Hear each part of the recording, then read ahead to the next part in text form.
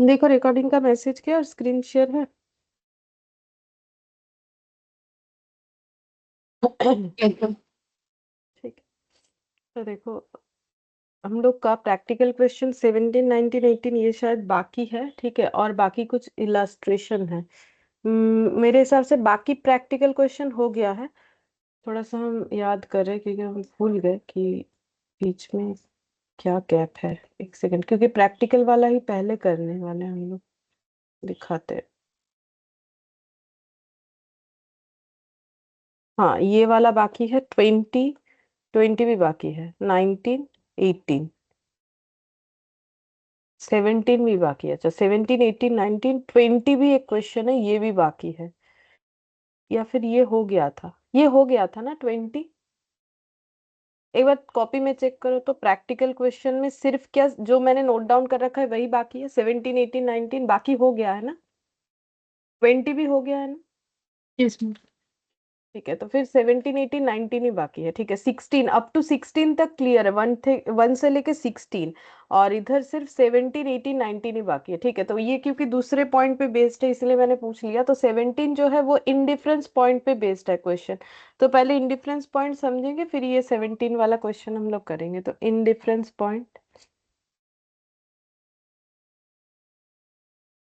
Heading करो indifference point.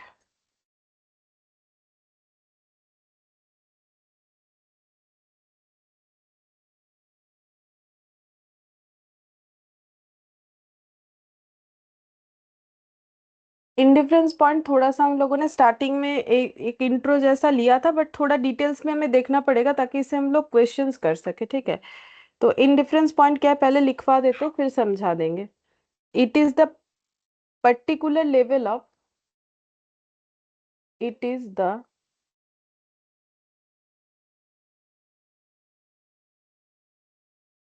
Particular level of activity at which two options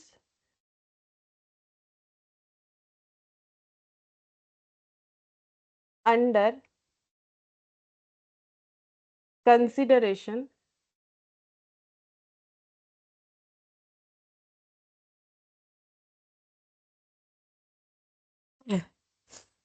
will give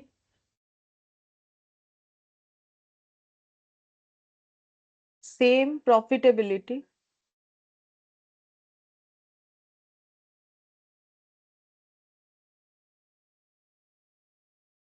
and the total cost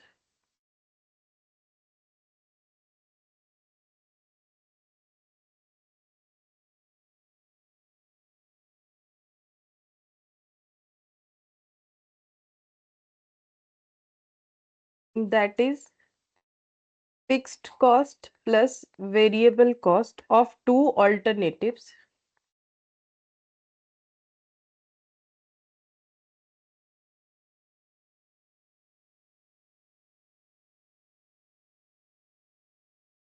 good morning Vishika. Good morning ma'am. बस इतना सा ही लिखाना start किया। ये indifference point just ये 3 points 3 line जो है लिखा है। ठीक है, ये लिखना पड़ेगा। That is fixed cost plus variable cost of two alternatives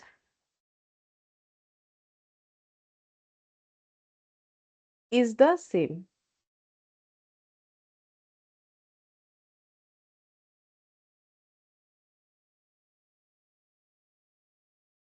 फिर नेक्स्ट लिखेंगे at activity level below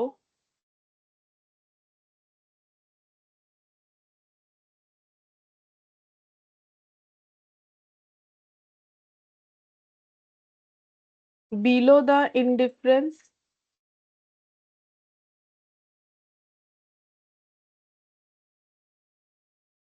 point, the alternative with lower fixed cost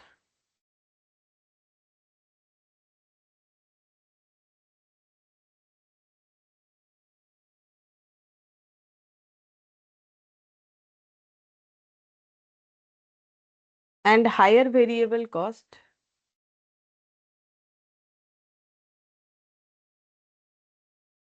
should be used.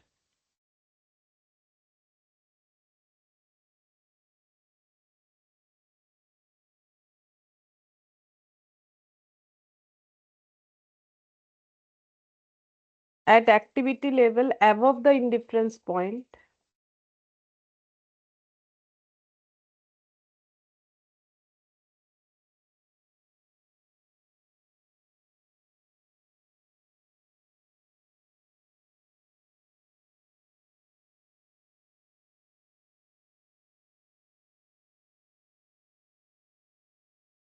alternatives with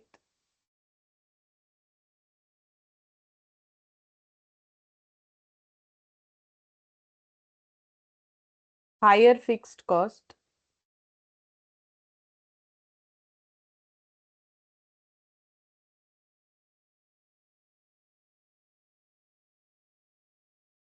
and lower variable cost should be used.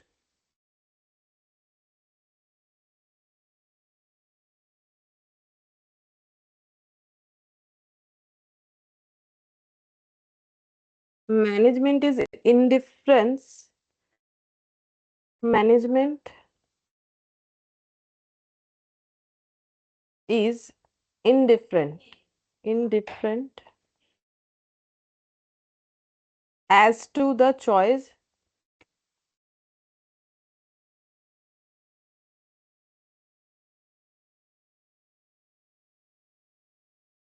out of two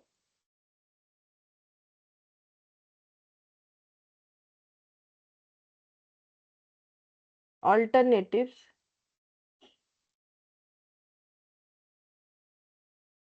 at this point.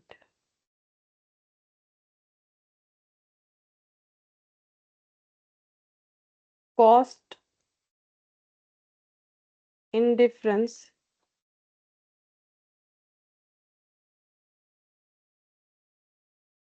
point equal change in fixed cost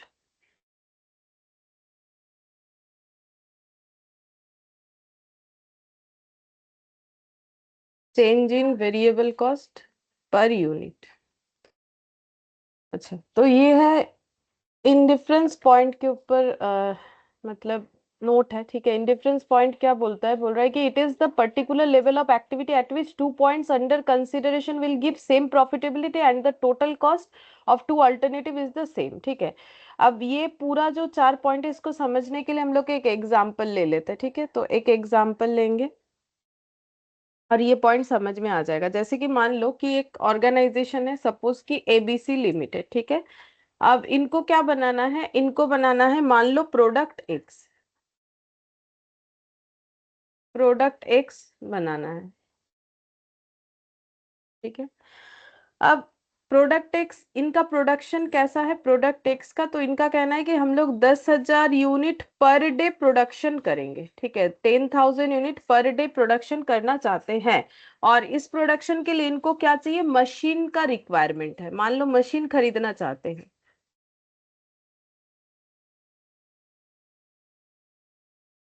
machine का requirement है, ठीक है। तो machine लेने के लिए वो कहाँ जाएंगे, सप्लायर के पास, जो मशीन सप्लाई करेंगे, मतलब जो मशीन बेचते हैं उनके पास चले जाएंगे। अब मान लो कि सप्लायर ने दो मशीन जो है इन्हें दिखाया, ठीक है, दो मशीन दिखा दिया, एक मशीन वन और एक मशीन टू, ठीक है। और दोनों का अगर लाइफ पूछा जाए, मान लो ये एबीसी लिमिटेड के तरफ से जो भी गया है मशीन खरीदने के लिए, उसको बोला गया कि मशीन वन मशीन टू जो है दोनों से ही ये आपका प्रोडक्ट एक्स बन जाएगा, और दोनों मशीन ही 10,000 per unit, 10,000 unit per day करके प्रोडक्शन कर देगा, और दोनों मशीन का लाइफ भी वही है 10 ईयर्स, ठीक है। तो ये लाइफ है 10 ईयर्स, इस मशीन का भी लाइफ है 10 ईयर्स, ठीक है। तो लाइफ में भी कोई फर्क नहीं है।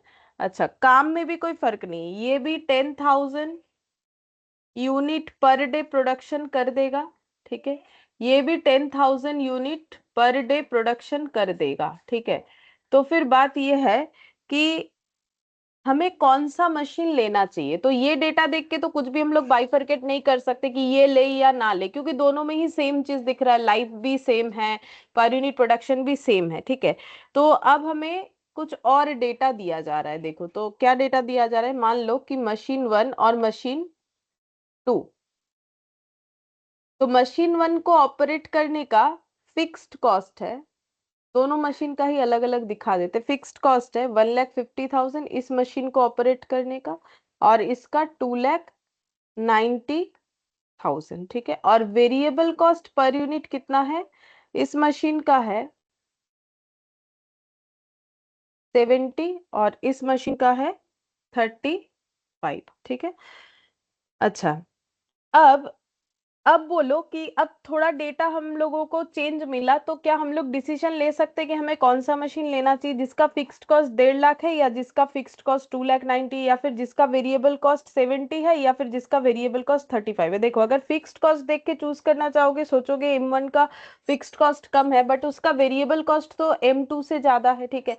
और अगर हम लोग सोचेंगे कि वेरिएबल कॉस्ट कम वाला लेने से बेटर है, तो फिक्स्ड कॉस्ट बढ़ जाएगा, ठीक है। तो अभी भी डिसीजन लेने के लिए हम लोग जो है केपेबल नहीं है।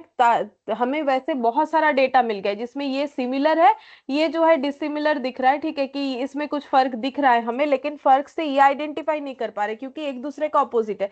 एक में फिक्स्ड कॉस्ट ज्यादा, एक में वेरिएबल कॉस्ट ज्यादा, तो फिर कौन सा ले या कौन सा ना ले, तो फिर हमें इंडिफरेंस पॉइंट निकालना चाहिए। तो देखो क्या बोला है, इंडिफरेंस पॉइंट का मतलब it is the particular level of activity at which two options, जैसे हमारे एग्जाम्पल में टू ऑप्शन क्या है, मशीन 1 और machine 2 under consideration will give same profitability and the total cost fixed cost plus variable cost of two alternative is the same. मतलब बोल रहा है कि इंडिफरेंस पॉइंट वो लेवल ऑफ एक्टिविटी है जिसमें हमारे दोनों ऑप्शंस को अगर हम लोग ले ले, दोनों ऑप्शंस अवेल करने से हमारा टोटल कॉस्ट भी सेम आ सकता है, प्रॉफिटेबिलिटी भी सेम आ जाएगा, ठीक है। तो उसको हम लोग बोलते हैं इंडिफरेंस पॉइंट। मतलब हमें अब ये फाइंड आउट करना है M1 M2 में से कौन सा ले, तो ये फाइंड आउट करना है कि कितना प्रोडक्शन करे ताकि M1 लेने से भी जो कंडीशन अराइज होगा M2 लेने से भी वही कंडीशन अराइज होगा, ठीक है। जैसे कि देखो हम मान लेते हैं let X unit be produced,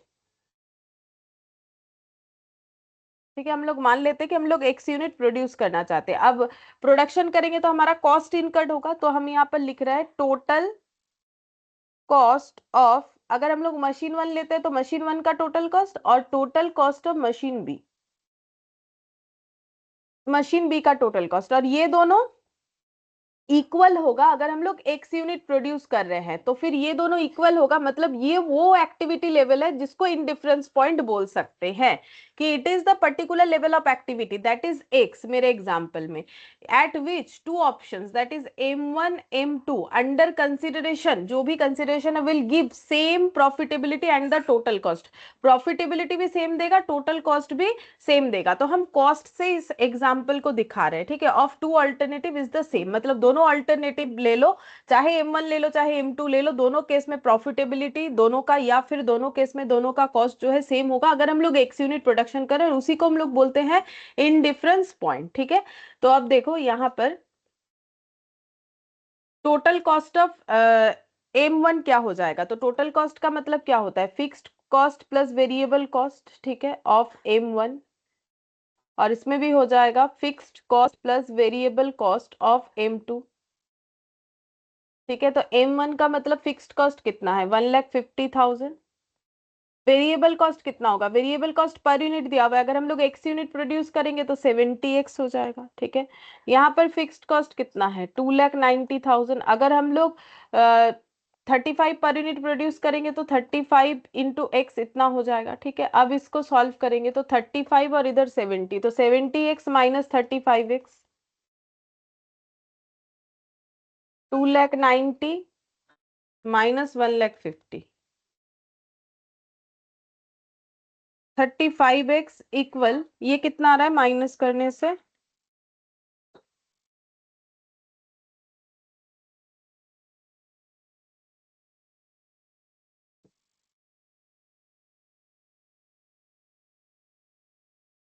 बोलो, अभी तक माइनस नहीं हुआ, 1,50,000।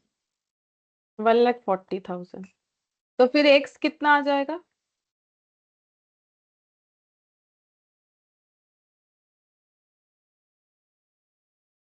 4000।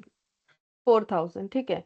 तो इसका मतलब अगर हम लोग 4000 यूनिट प्रोड्यूस करना चाहे तो फिर M1 लो या M2 लो, हमारे लिए बात बराबर है। तो यानी 4000 यूनिट हम लोग का इंडिफरेंस पॉइंट हो गया, या फिर वो एक्टिविटी लेवल जिस लेवल पे दोनों अल्टरनेट सेम तरीके से काम करेगा, ठीक है।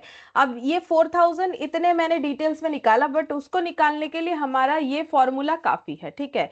कॉस्ट ऑफ इंडिफरेंस पॉइंट, अच्छा कॉस्ट ऑफ होगा यहाँ पर, कॉस्ट ऑफ इंडिफरेंस पॉइंट। तो इंडिफरेंस पॉइंट कैसे निकालेंगे? Change in fixed cost divided by change in variable cost per unit. तो देखो ये फॉर्मूला मैच हो रहा है कि नहीं हो रहा है। तो कॉस्ट ऑफ इंडिफरेंस पॉइंट, हम फॉर्मूला यहाँ पर लिख के दिखाते हैं, इंडिफरेंस पॉइंट, ठीक है। तो लिखा हुआ है कि चेंज इन फिक्स्ड कॉस्ट। तो 1,40,000 कैसे आया है? क्या ये फिक्स्ड कॉस्ट और ये फिक्स्ड कॉस्ट नहीं था? दोनों अल्टरनेटिव का फिक्स्ड कॉस्ट का चेंजेस, यानी चेंज इन फिक्स्ड कॉस्ट ही आया। देखो ये जो 1,40,000 है ये क्या है? चेंज या difference in fixed cost of two alternative, ठीक है, टू अल्टरनेटिव, जो कि M1 M2 था हमारे इस केस में। और 35 कैसे आया? 70 और 35 का डिफरेंस है, 35 आया। 70 35 क्या था? वेरिएबल कॉस्ट का डिफरेंस। तो difference in variable cost per unit, ठीक है। तो ये समझाने के लिए कि देखो ये फॉर्मूला इस वजह से बना हुआ है, क्योंकि इस तरीके से हम लोग निकाल सकते हैं जिससे ये फॉर्मूला बनता है। तो अगर हमें कॉस्ट ऑफ इंडिफरेंस पॉइंट निकालने के लिए बोला जाए तो हम लोग इस तरीके से निकाल सकते हैं। तो पहला पॉइंट समझ में आ गया होगा कि कॉस्ट ऑफ इंडिफरेंस पॉइंट होता क्या है। बेसिकली इंडिफरेंस पॉइंट या कॉस्ट ऑफ इंडिफरेंस जो भी बोले, इंडिफरेंस पॉइंट क्या होता है? वो ऐसा पॉइंट ऑफ एक्टिविटी है जिस पॉइंट पे हम लोग जो क्वांटिटी में प्रोडक्शन करेंगे उससे हमारा दो अल्टरनेटिव सेम तरीके से जो है बिहेव करेगा, ठीक है। चाहे वो कॉस्ट के नजरिए से हो, चाहे वो प्रॉफिट, क्योंकि देखो सेल तो मेरा फिक्स्ड है कि मुझे प्रोडक्ट एक्स कैसे सेल करना है वो मेरा फिक्स्ड है। चाहे हम मशीन 1 लेके जाए या चाहे मशीन 2 लेके जाए, तो अगर मेरा टोटल कॉस्ट दोनों में सेम हो जाएगा तो फिर मेरा प्रॉफिट भी क्या हो जाएगा? सेम होगा। जैसे मान लो हम अगर मशीन 1 लेते हैं तो भी हम प्रोडक्ट एक्स को 10 रुपए से सेल करेंगे, मान के चलते टोटल कॉस्ट मेरा 2 हो रहा है तो फिर प्रॉफिट 8 होगा। और मान लो कि दोनों अल्टरनेटिव सेम है इन डिफरेंस पॉइंट पे, तो अगेन वही होगा। तो प्रॉफिट भी तो सेम हुआ ना, अगर टोटल कॉस्ट सेम होगा, सेल्स फिक्स्ड है, तो प्रॉफिट भी सेम होगा। इसीलिए यहाँ पर दो चीज बोला गया है कि इन डिफरेंस पॉइंट पे दो अल्टरनेटिव के केस में कॉस्ट भी सेम होता है और प्रॉफिटेबिलिटी भी सेम होता है। कॉस्ट सेम होगा तो प्रॉफिटेबिलिटी ऑटोमेटिकली सेम ही होगा, ठीक है, उसमें थोड़ी ना कोई अलग दिखेगा हमें। अच्छा, अब ये नेक्स्ट वाला पॉइंट देखो, at activity level below the indifference point. अगर हम लोग इंडिफरेंस पॉइंट के नीचे परफॉर्म करते हैं, ठीक है, मतलब जैसे अभी हम लोग का इंडिफरेंस पॉइंट निकल के आए 4000, अगर हम लोग 4000 से भी बिलो प्रोडक्शन करेंगे, the alternative with lower fixed cost and higher variable cost बोल रहा है कि वो यूज करना चाहिए, ठीक है। वो प्रूव करके देख लेते हैं कि अगर हम लोग इंडिफरेंस पॉइंट के नीचे काम करना चाहते हैं, मतलब मेरा 4000 से, इसका मतलब मेरा प्रोडक्शन क्या होना चाहिए? 4000 से कम होना चाहिए। कम होने से होता है बिलो, ठीक है।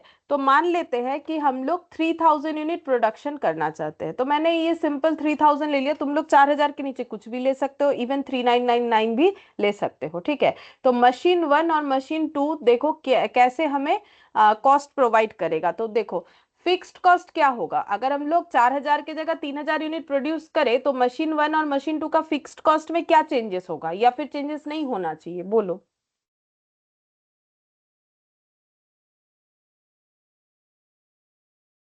बोलो, पूरा कॉस्ट खत्म होने जा रहा है, सिर्फ बजट चैप्टर बाकी है। तो फिक्स्ड कॉस्ट में कोई चेंजेस होगा क्वांटिटी ऑफ प्रोडक्शन में चेंज होने से? ना। तो फिर जैसा है वैसे ही रहेगा। क्वांटिटी के साथ तो फिक्स्ड कॉस्ट का कोई चेंजेस है ही नहीं ना। 1,50,000 ही रहेगा और ये 2,90,000 ही रहेगा, ठीक है। तो वेरिएबल कॉस्ट कितना हो जाएगा? अगर हम लोग 3000 यूनिट प्रोड्यूस करेंगे तो 3000 इंटू 70, और ये 3000 इंटू 35, क्योंकि इसका वेरिएबल कॉस्ट 35 लिया था मैंने और इसका 70 लिया था, तो कितना आ रहा है? 3000 इंटू 70 हम कर लेंगे, 2,10,000। तुम लोग वो वाला थोड़ा बता दो।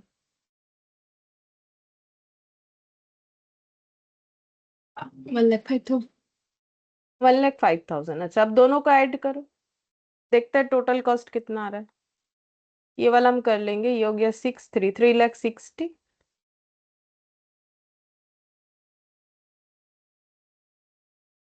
3,95,000। 3,00,000। हाँ 3,95,000 ठीक है। अच्छा अब ये वाला हम लोग का क्या है, इंडिफरेंस पॉइंट से हम लोग बिलो पे का मतलब मान लो कि ये अगर एक टाइम क्या बोले नंबर सिस्टम जैसे होता है ना, नंबर लाइन, ठीक है, तो ये मान लो मेरा इंडिफरेंस पॉइंट है, ठीक है, 4,000।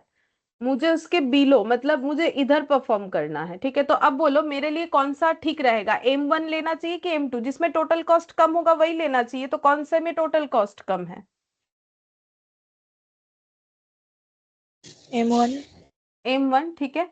तो अगर हम लोग 3,000 यानी इंडिफरेंस पॉइंट से जो है कम प्रोडक्शन कर रहे हैं, ये इंडिफरेंस IN होगा, ठीक है, इंडिफरेंस पॉइंट से अगर हम लोग कम में काम कर रहे हैं, ठीक है, कम क्वांटिटी में प्रोडक्शन करना चाहते हैं, तो हमारे लिए ऑल्टरनेट M1 इस केस में बेस्ट हो रहा है, ठीक है, तो हमें लेना चाहिए M1 से काम करना चाहिए क्योंकि उसमें टोटल कॉस्ट कम हो रहा है।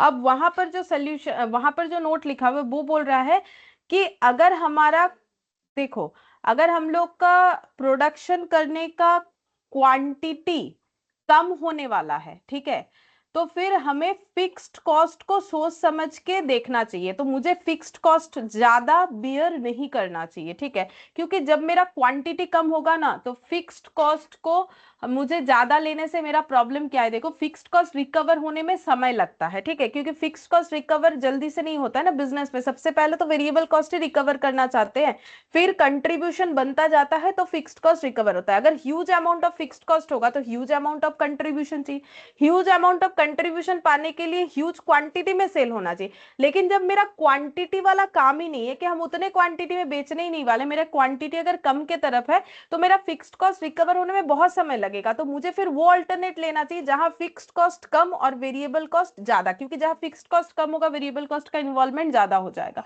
तो मुझे कौन सा वाला अल्टरनेट लेना चाहिए जहां पर फिक्स्ड कॉस्ट मेरा कम होगा, अगर हम प्रोडक्शन वॉल्यूम जो है वो कम रख रहे हैं बिजनेस में, तो देखो ये देखो यहाँ पर दिया है, क्योंकि वॉल्यूम कम रखोगे तो कंट्रीब्यूशन कहाँ से आएगा ज्यादा, और कंट्रीब्यूशन कंट्रीब्यूशन अगर ज्यादा नहीं आएगा तो फिक्स्ड कॉस्ट रिकवर होने में एक लॉन्ग टाइम लगेगा।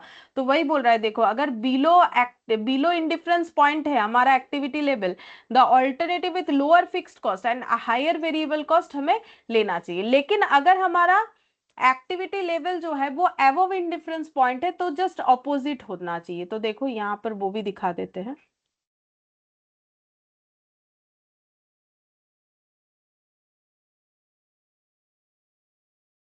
4,000 से मान लो हम लोग ज्यादा प्रोडक्शन करना चाहते हैं तो से 5,000।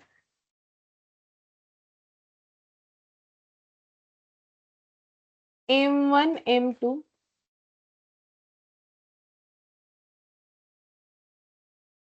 फिक्स्ड कॉस्ट, फिक्स्ड कॉस्ट है 1,50,000 2,90,000।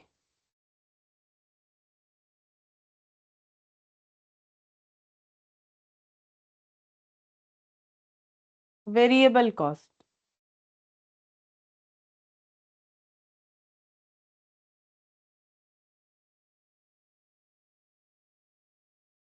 ये हो जाएगा 3,50,000 और उधर वाला कितना आ रहा है, 3,00,000 4,00,000 5,00,000।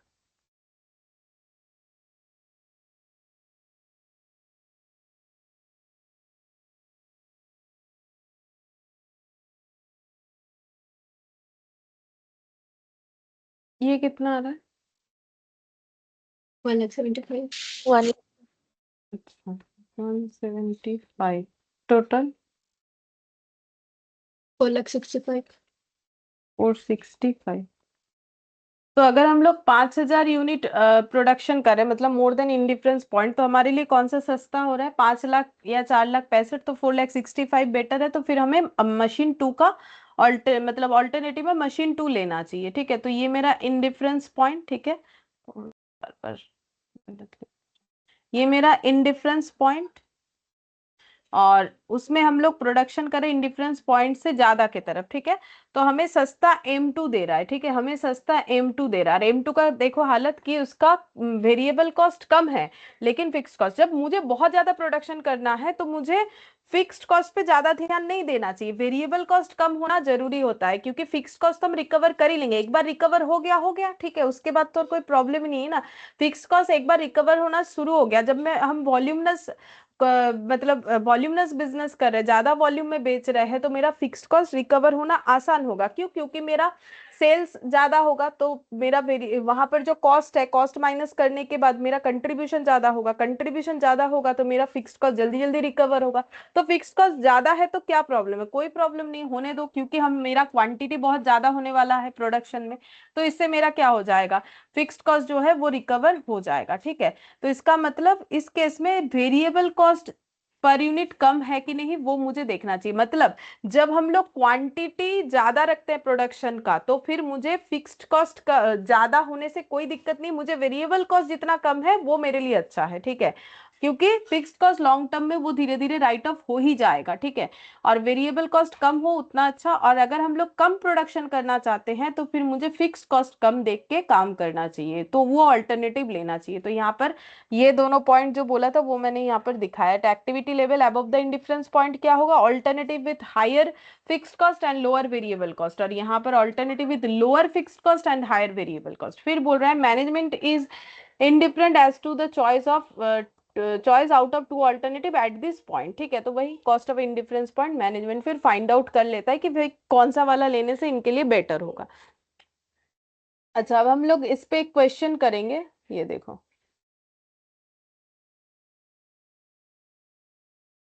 18 वाला है, ठीक है। कैलकुलेट करने बोला है cost indifference point, interpret your result, ठीक है, हमें इंडिफरेंस पॉइंट निकालने के लिए बोला है।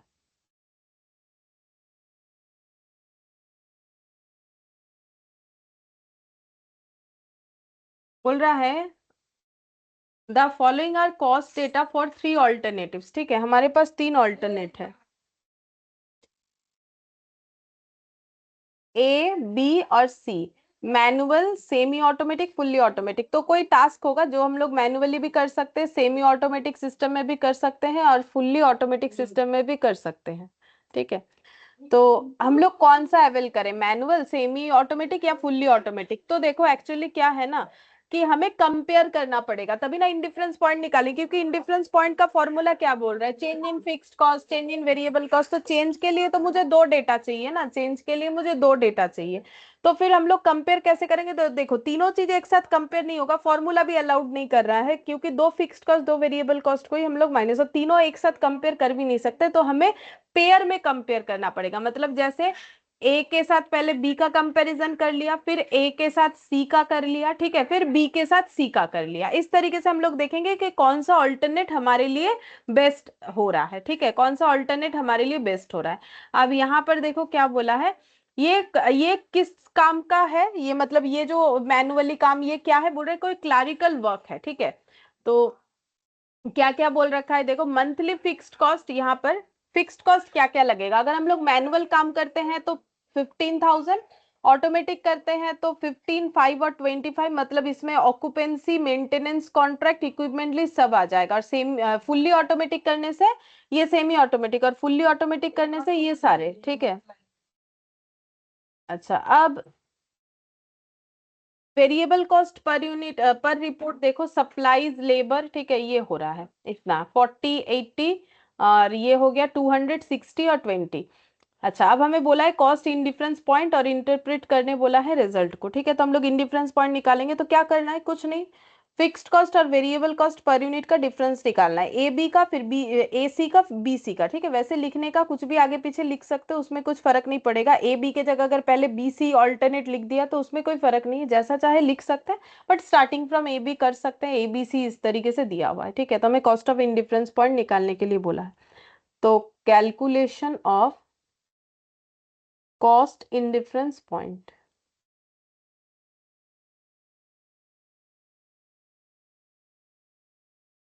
कॉस्ट इंडिफरेंस पॉइंट ही लिखो, मैंने ये गलत लिखवा दिया। कॉस्ट ऑफ नहीं होता, ये कॉस्ट नहीं निकलता है, ये कॉस्ट इन डिफरेंस पॉइंट होता है।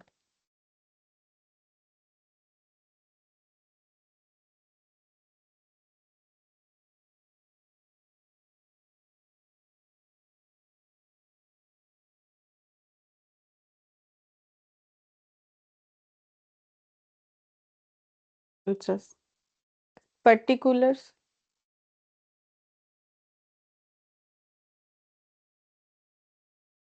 Comparisons,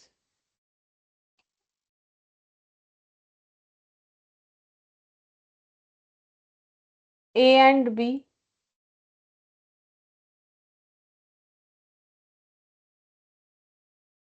A and C, B and C.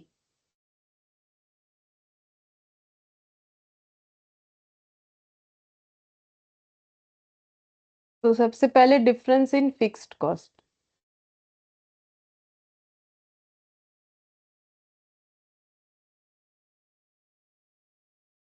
तो फिक्स्ड कॉस्ट का डिफरेंस क्या होगा, जैसे कि फिक्स्ड कॉस्ट का अगर हम लोग टोटल देखें तो इसमें हो रहा है 15, इसका टोटल करते हैं 15, 25 और 5, 30, 30 और 15, 45, और ये हो जाएगा 1,25,000। ठीक है, तो डिफरेंस तो पहले ए और बी का, तो 45 और 15 का,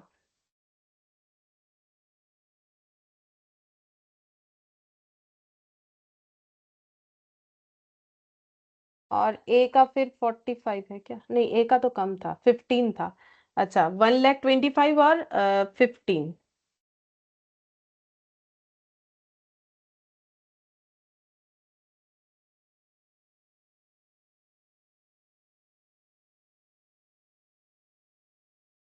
बी है 45, 1,25,000 सी है, और बी है 45, तो ये आ जा रहा है हम लोग का डिफरेंस इन फिक्स्ड कॉस्ट, ये हम लोग को चाहिए। तो 45 और 15 का डिफरेंस 30,000, ये हो जाएगा 1,10,000, और ये हो 80,000. जाएगा 80,000।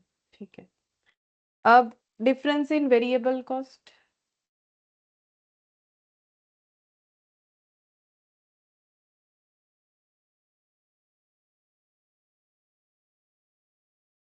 वेरिएबल कॉस्ट पर यूनिट देखना पड़ता है, तो देखते हैं वेरिएबल कॉस्ट पर यूनिट कितना है।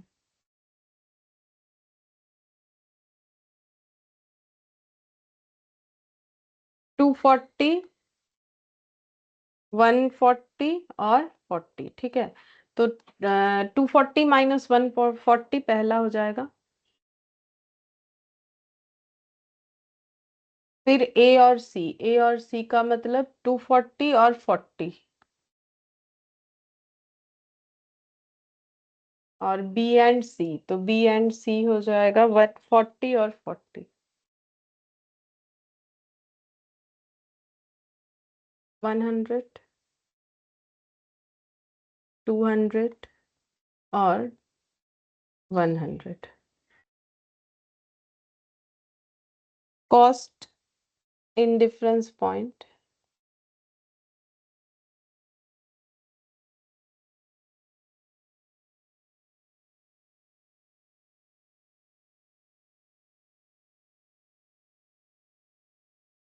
इन केस, केस का मतलब ये यूनिट जो है, जैसे कि यहाँ पर हम लोग निकाल रहे हैं ना इतना यूनिट, जैसे 4,000 यूनिट आया था हम लोग का, वैसे ये केस है, नंबर ऑफ केसेस, तो इसीलिए मैंने इन केस लिखा है, जैसे इन यूनिट होता है ना वैसे इन केस लिखा है। ये देखो, cost in difference point case के निकालने के लिए बोला है। देख, processing the clerical work for cases brought forward before the LC code system. ठीक है, तो फिर केसेस, तो नंबर ऑफ केसेस में आंसर आएगा, तो फिर 30,000,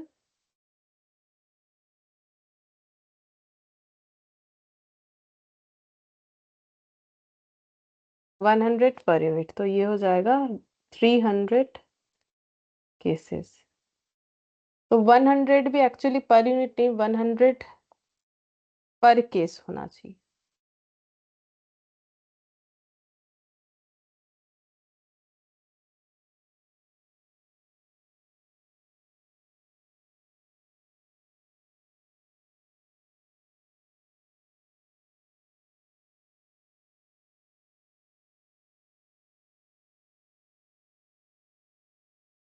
ये कितना हो जाएगा, 0 550. से 550।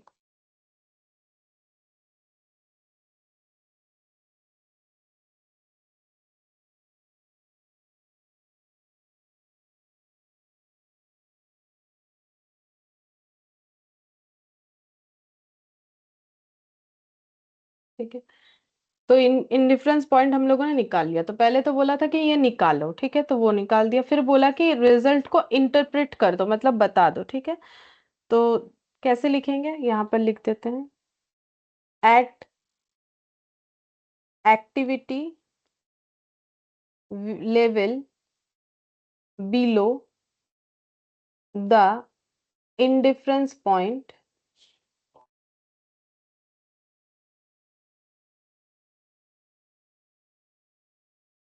the alternative with lower fixed cost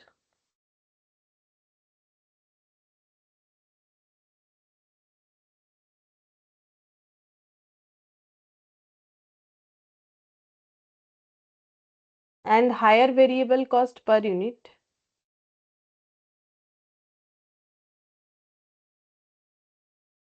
should be used।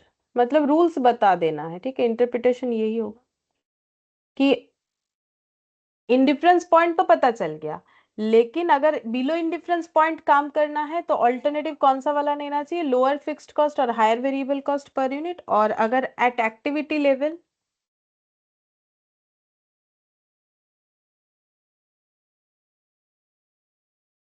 above the indifference point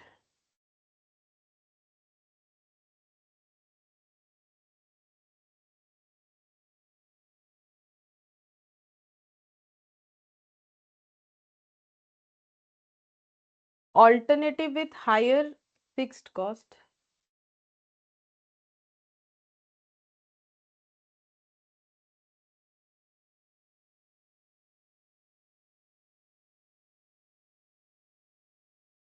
and lower variable cost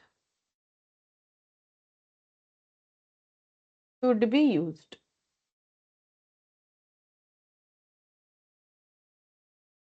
ठीक है, अच्छा, ये हम लोग का हो गया इंटरप्रिटेशन कि हाँ ये मेरा इंडिफरेंस पॉइंट है। और इंटरप्रिटेशन ये है कि इंडिफरेंस पॉइंट तो निकल गया, बट अगर हम लोग इससे कम या ज्यादा प्रोडक्शन करना चाहते हैं तो हमें किस तरीके से चूज करना चाहिए, यही इंटरप्रिटेशन होगा। मतलब जो मैंने पॉइंट वहां पर नोट्स लिखवा है वही वाला, ठीक है। फिर बोल रहा है if the present case load is 600 cases and it is expected to go up 850 cases. बोल रहा है प्रेजेंटली 600 केसेस आए हुए हैं और ये बढ़ के 850 केसेस हो जाएंगे in future. Select most appropriate on cost consideration. ठीक है, तो हमारे लिए मोस्ट अप्रोप्रिएट कॉस्ट कंसिडरेशन फिर कौन सा होगा, ये हमें बताना है। तो देखो यहाँ पर देखो, हम लोग का जो इंडिफरेंस पॉइंट निकल के आया, अगर हमारा केसेस हमें 300 केसेस जो है मैनेज करना है, तो उस केस में हमें ऑल्टरनेटिव क्या लेना चाहिए, बोलो। अगर हमारा 300 केसेस से कम है तो हमें ऑल्टरनेटिव क्या लेना चाहिए, 300 केस या 300 केस से कम है, मतलब मेरा इंडिफरेंस पॉइंट 300। ठीक है, अब अगर हम 300 केस ही लड़ना चाहते हैं या उससे कम, ठीक है, उससे ज्यादा होगा तो 550 वाले में हम लोग जा सकते हैं। तो केसेस जो है अगर मेरा, मतलब इसको हम लोग ऐसे स्लैब बना के आंसर लिख सकते हैं। ये देखो यहाँ पर नंबर ऑफ केसेस ऑल्टरनेटिव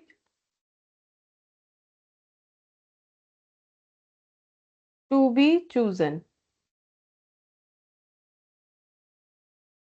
तो देखो 300 है, 550 है, 800 है, तो हम लोग स्लैब कैसे बना सकते हैं, ऐसे लिख सकते हैं cases less than equal to 300, 300 या उससे कम, या फिर 300 लेस देन इक्वल टू 800, मतलब 300 से 800 के बीच का। ठीक है, एक हो गया 300, फिर 300 से 800 के बीच का, और ग्रेटर देन कर देते हैं 800। ठीक है, ग्रेटर देन इक्वल टू 800। तो हमें कौन कौन सा ऑल्टरनेट लेना चाहिए, तो अगर हम लोग 300 या उससे कम केसेस मैनेज करना चाहते हैं तो हमारा इंडिफरेंस पॉइंट से हम लोग कम में जा रहे हैं, तो इंडिफरेंस पॉइंट से अगर हम लोग बिलो में जाएंगे तो मुझे लोअर फिक्स्ड कॉस्ट और हाई वेरिएबल कॉस्ट देखना चाहिए। तो सबसे लो फिक्स्ड कॉस्ट और हाई वेरिएबल, लो फिक्स्ड कॉस्ट किसका है, सबसे लो फिक्स्ड कॉस्ट, क्योंकि अगर 300 के नीचे जा रहे तो मतलब सबसे कम में जा रहे हैं। इंडिफरेंस पॉइंट हमारा जो भी निकल के आया है 300, 550 और 800, तो अगर हम लोग 300 के भी नीचे काम करेंगे तो मुझे देखना है सबसे कम फिक्स्ड कॉस्ट कौन सा वाला है। तो सबसे कम फिक्स्ड कॉस्ट ये वाला है, ऑल्टरनेट ए, ठीक है, तो मुझे यही वाला चूज करना चाहिए। और इसका वेरिएबल कॉस्ट देख सकते हो शायद सबसे ज्यादा ही होगा 240, क्योंकि जिसका फिक्स्ड कॉस्ट सबसे कम होगा उसका वेरिएबल कॉस्ट ज्यादा होगा, ठीक है। तो इस केस में मुझे लेना चाहिए ऑल्टरनेटिव, ऑल्टरनेटिव ए, ठीक है।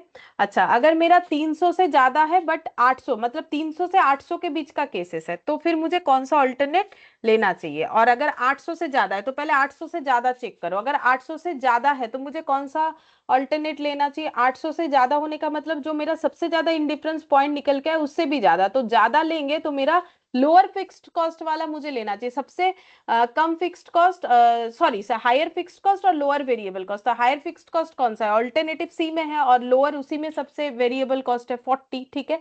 तो इसका मतलब ये मेरा क्या होना चाहिए, ऑल्टरनेटिव सी,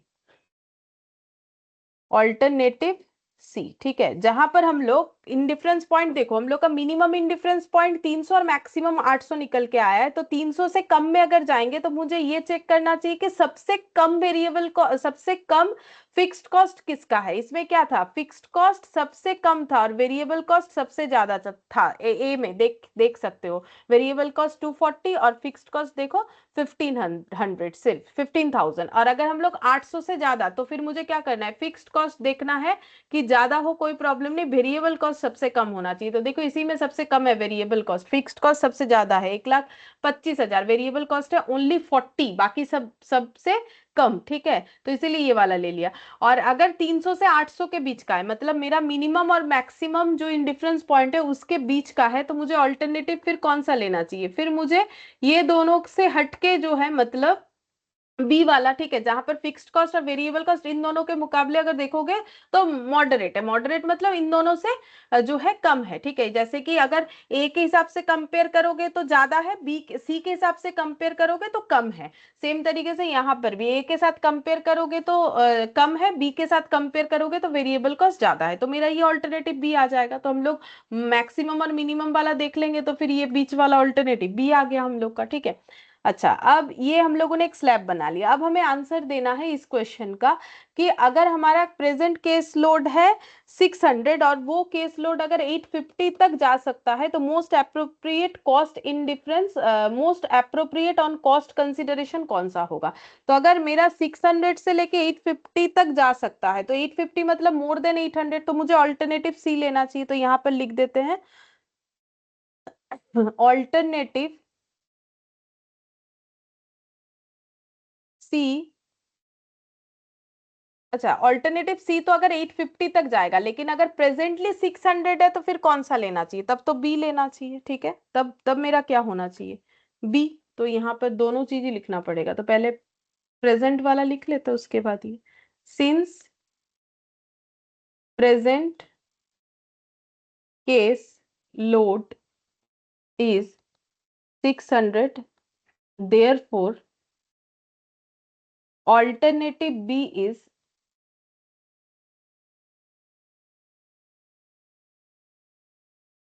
suitable, क्योंकि ये जिस स्लैब के अंदर आ रहा है वो 600 को कवर कर लेगा। और alternative C is most appropriate if future case is expected to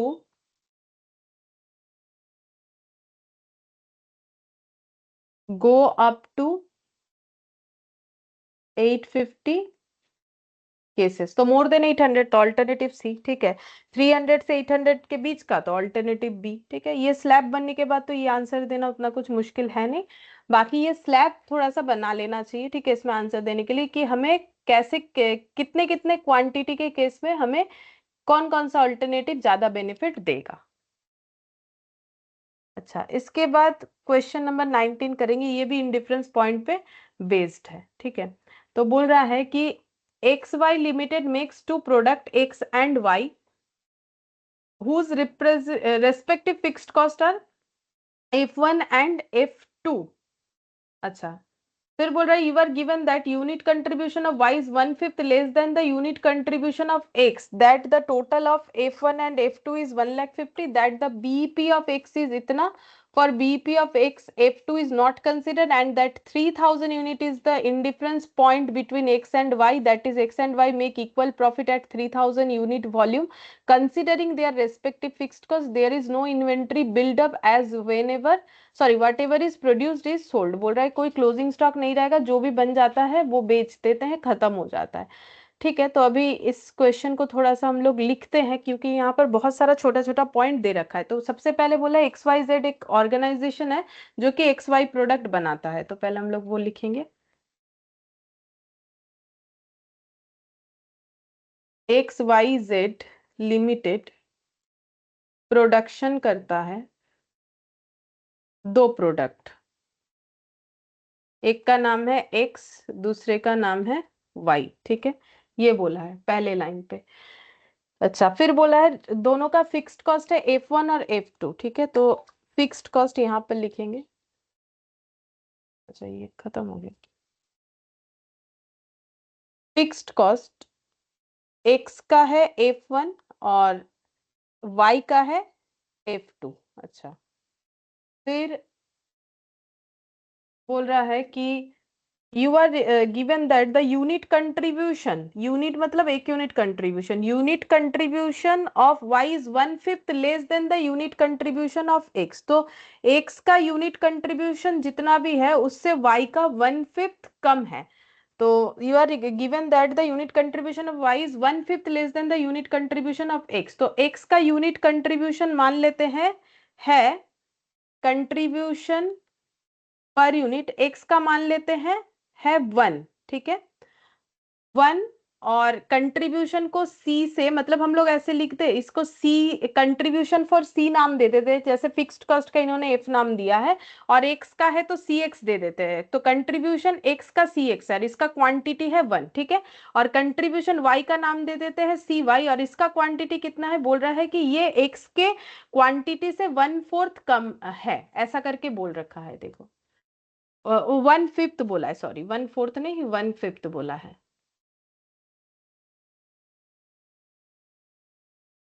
1/5 less है, ठीक है, तो 1/5 का मतलब 4/5 है, और 4/5 ऑफ क्या है, 4/5 ऑफ एक्स है, ठीक है, 1/5 less than the unit contribution of x.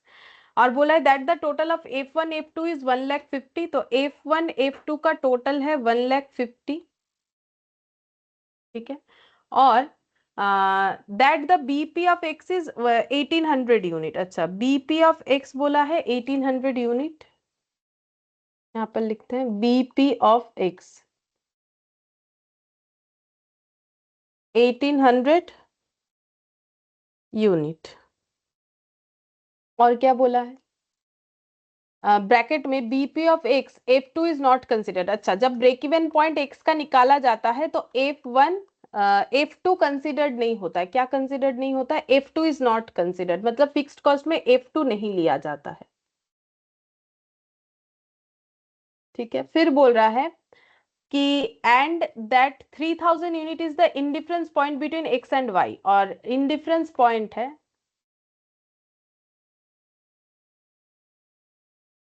3000 unit, ठीक है, मतलब 3000 यूनिट पे दोनों प्रोडक्ट का प्रॉफिटेबिलिटी और कॉस्ट सेम होगा, that is X and Y make equal profit at 3000 unit volume considering their respective fixed cost.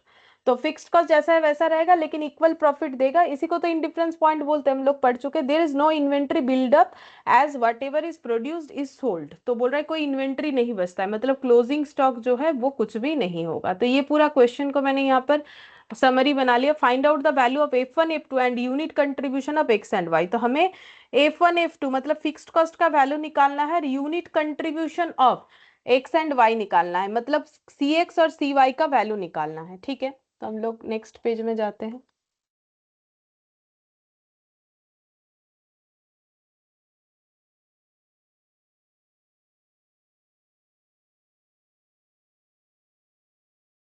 तो हम लोग कैसे कर सकते हैं, तो देखो हमें क्या क्या डेटा मिला जो हमारे कैलकुलेशन में काम आ सकता है। एक तो हमें मिला F1 प्लस F2 1,50,000। देखो अभी अभी हम लोगों ने यहाँ पर नोट डाउन भी किया हुआ है। F1 F2 1,50,000, ठीक है। और कंट्रीब्यूशन पर यूनिट पे एक डेटा मिला है।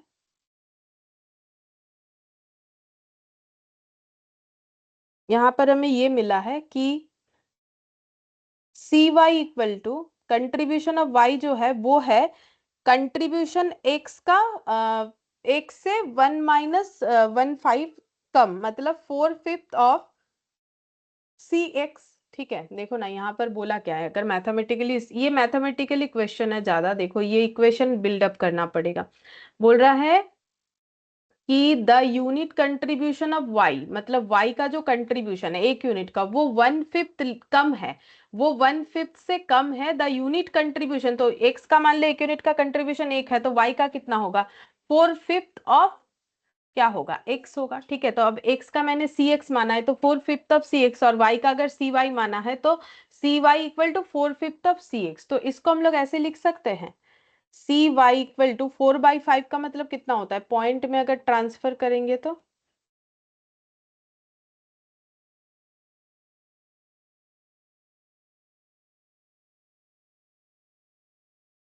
0.8 होता है, ठीक है। तो 0.8 सी एक्स, एक तो ये डेटा हमें मिला, ठीक है।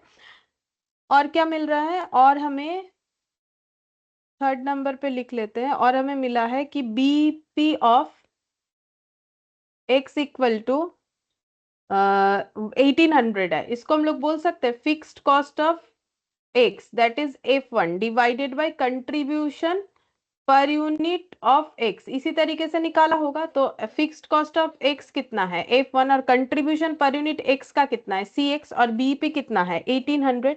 तो हम लोग यहाँ एक इक्वेशन लिख सकते हैं कि सी एक्स इक्वल टू, ऐसे लिख सकते हैं ना, सी एक्स इक्वल टू, या फिर F1 इक्वल टू, ऐसे लिख सकते हैं F1 equal to 1800 C X. ये कैलकुलेशन निकल के आ रहा है, ठीक है। F1 equal to 1800 C x. अब और एक रिलेशन हमें मिला है जो कि इंडिफरेंस पॉइंट का था। इंडिफरेंस पॉइंट का रिलेशन ऐसा है, profit of x at 3000 unit equal profit of y at 3000 unit, ठीक है। तो profit of x at 3000 unit equal to profit of y at 3000 unit. तो प्रॉफिट कैसे निकलता है, अगर हम लोग कंट्रीब्यूशन माइनस फिक्स्ड कॉस्ट करेंगे तो हमें प्रॉफिट मिलेगा। और ऐसा हम क्यों कर रहे हैं, क्योंकि हमारे पास जो देखो 1 2 3 ये तीनों जगह पे जो भी डेटा है वो फिक्स्ड कॉस्ट और कंट्रीब्यूशन ये सबसे रिलेटेड है। तो इसी से हम लोग क्या कर सकते हैं, कैलकुलेशन में ये डेटा पुट करके कुछ ना कुछ निकल ही जाएगा। और कंट्रीब्यूशन माइनस फिक्स्ड कॉस्ट, ठीक है। तो एक्स का कंट्रीब्यूशन कितना है, एक्स का कंट्रीब्यूशन है एक्स प्रोडक्ट का कंट्रीब्यूशन है सी एक्स, ठीक है। और फिक्स्ड कॉस्ट कितना है F1 सी एक्स। अब मुझे टोटल कंट्रीब्यूशन लिखना पड़ेगा क्योंकि ये टोटल फिक्स्ड कॉस्ट है। तो 3000 यूनिट का टोटल कंट्रीब्यूशन माइनस 3000 यूनिट का टोटल फिक्स्ड कॉस्ट, सेम तरीके से 3000 यूनिट का टोटल कंट्रीब्यूशन। और ये कितना है, कंट्रीब्यूशन ऑफ वाई है हम लोग का 0.8 सी एक्स। हम लोग यही लिख लेते हैं ताकि डेटा हमारा सिमिलर होगा तो कैलकुलेट करके कुछ ना कुछ आ जाएगा, ठीक है। -F2, ठीक है। अच्छा अब हम लोग कैलकुलेट करें इसे तो ये हो जाएगा 3000 सी एक्स माइनस 3000 इंटू 0.8, ये कितना आएगा 2400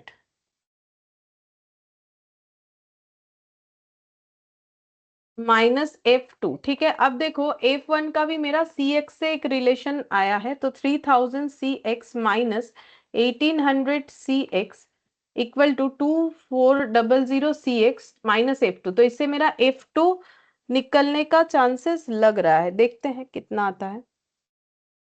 तो 3000 माइनस 1800 ये हो जाएगा 1200 C X minus 2400 C X minus F2। तो minus 1200 C X minus F2। तो हम लोग बोल सकते हैं कि F2 equal to 1200 C X आ गया। ठीक है।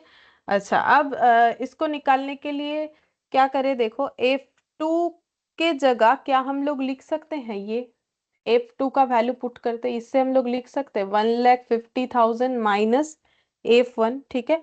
F1 लिखने से क्या होगा, उसको फिर CX में ट्रांसफर कर सकेंगे, इसीलिए कर रहे हैं। ठीक है, तो F2 को हम लोग ऐसे पुट कर देते हैं 1,50,000 माइनस F1 इक्वल 1200 CX। तो 1,50,000 और F1 का मतलब हो जाएगा 1800 CX।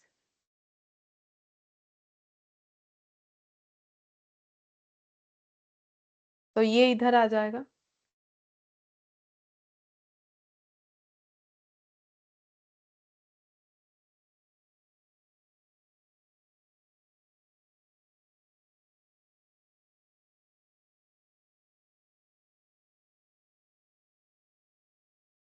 डिवाइड करना पड़ेगा।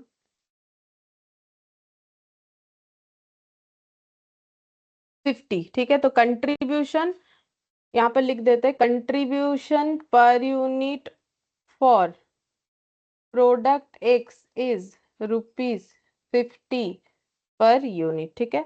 और contribution per unit for product Y कितना आ जाएगा, प्रोडक्ट वाई इज, तो सी 0.8 सी एक्स कंट्रीब्यूशन ऑफ वाई।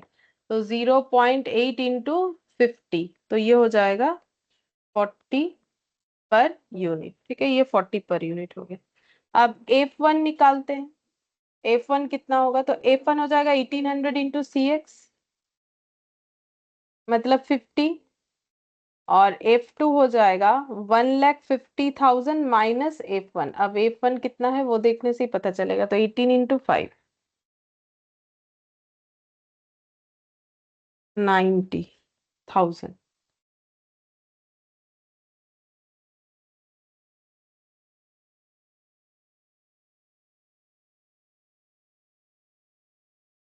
60,000।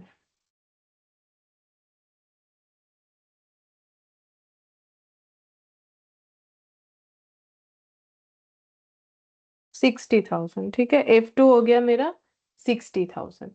तो यहाँ पर वही निकालने बोला था, F1 F2 और unit contribution of x and y, ये निकालने के लिए बोला गया था। ठीक है। अच्छा, 20 तो हम लोगों ने कर लिया था, तो 18 कर लिया, 18 और 19 हो गया, 17 बाकी है, वो एब्जॉर्प्शन कॉस्टिंग पे बेस्ड है।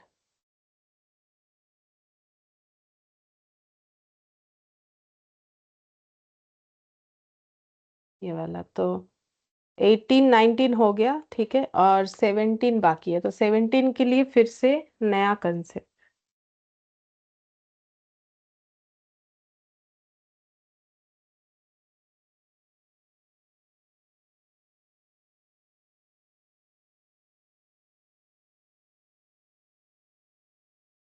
तो एक बार हम लोग को मार्जिनल कॉस्टिंग और एब्जॉर्प्शन कॉस्टिंग का डिफरेंस डिटेल्स में देखना पड़ेगा, फिर हम लोग जो है देखते हैं कि कैसे इसका क्वेश्चन होगा। ठीक है, तो मार्जिनल कॉस्टिंग में देखो हम लोग का दो मेन कॉस्ट इन्वॉल्व होता है, एक होता है पीरियड कॉस्ट और एक होता है प्रोडक्ट कॉस्ट। ठीक है, तो देखो यहाँ पर लिखते हैं मार्जिनल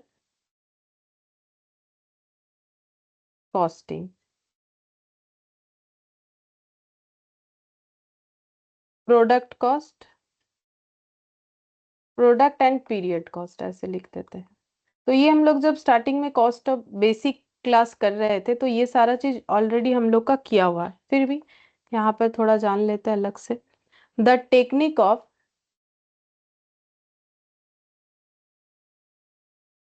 marginal costing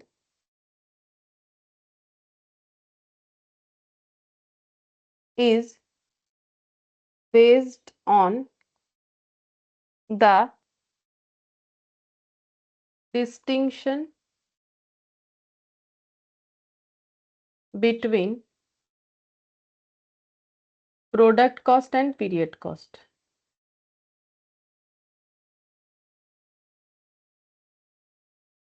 तो मार्जिनल कॉस्टिंग का जो टेक्निक है वो मेनली प्रोडक्ट कॉस्ट और पीरियड कॉस्ट के कंसेप्ट के लिए ही थोड़ा अलग होता है, ठीक है। अब ये क्या होता है product cost period cost?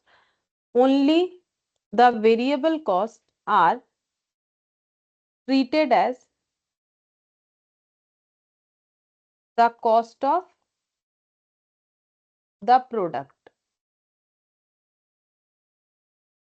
while the fixed cost are treated as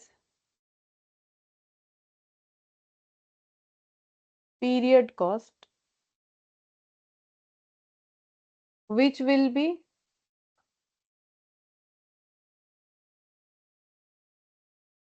incurred during the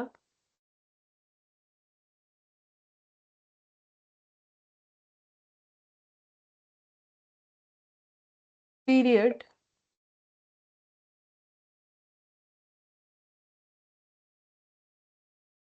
regardless of the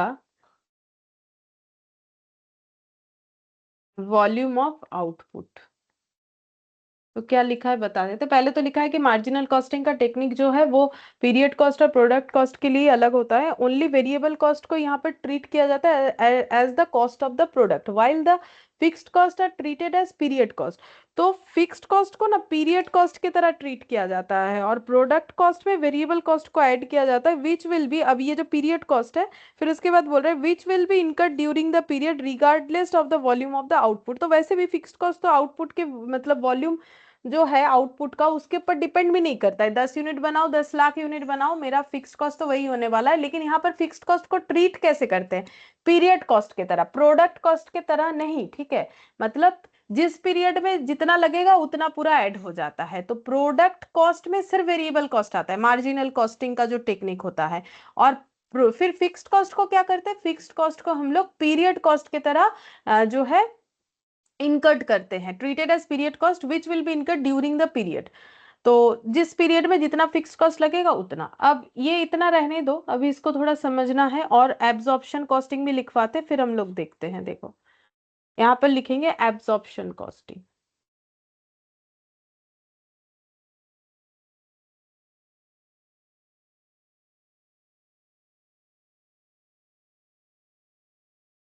it is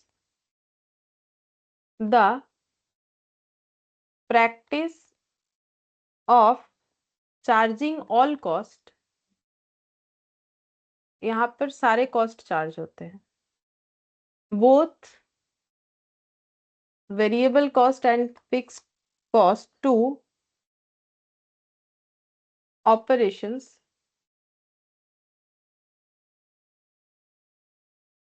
process of product.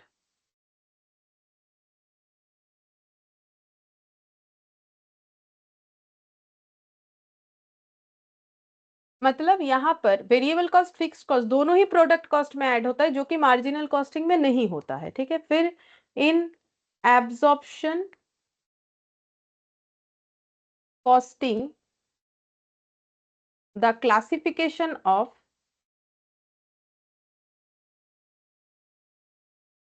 expenses is based on functional basis. ये हम लोगों ने जब ये चैप्टर स्टार्ट किया था तब भी बताया था मैंने, एकदम फर्स्ट वाले क्लास में, ठीक है। Functional basis where as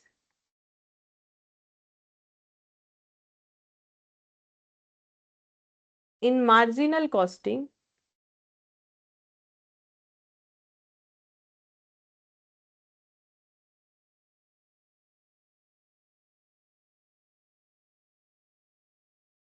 it is based on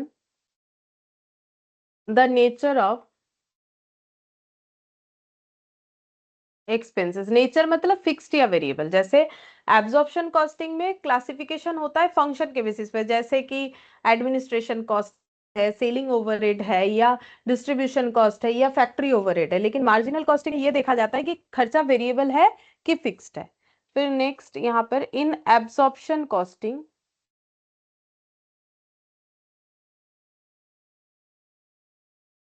the fixed expenses या fixed cost are distributed over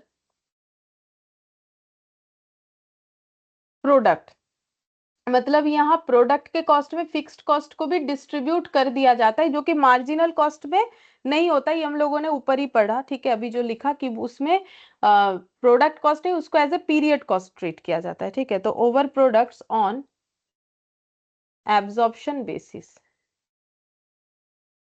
तो एब्जॉर्प्शन कॉस्टिंग तुम लोग ऑलरेडी पढ़ चुके हो ओवरहेड वाले चैप्टर में, वही होता है एब्जॉर्प्शन कॉस्टिंग बेसिस। तो किसी ना किसी बेसिस पे हम लोग फिक्स्ड कॉस्ट को भी एब्जॉर्ब करवा देते हैं, ठीक है।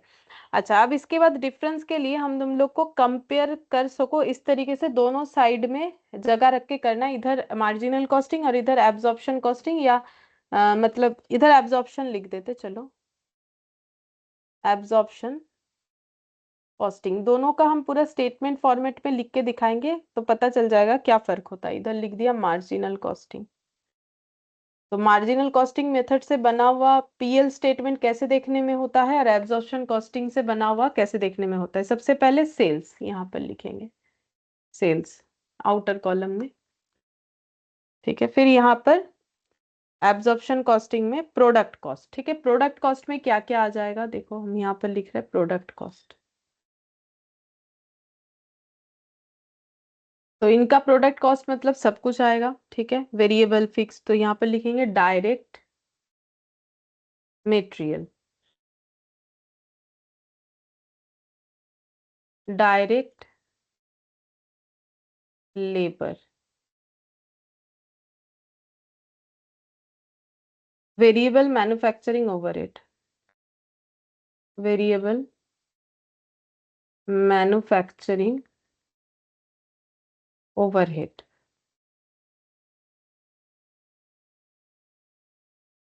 Fixed manufacturing overhead.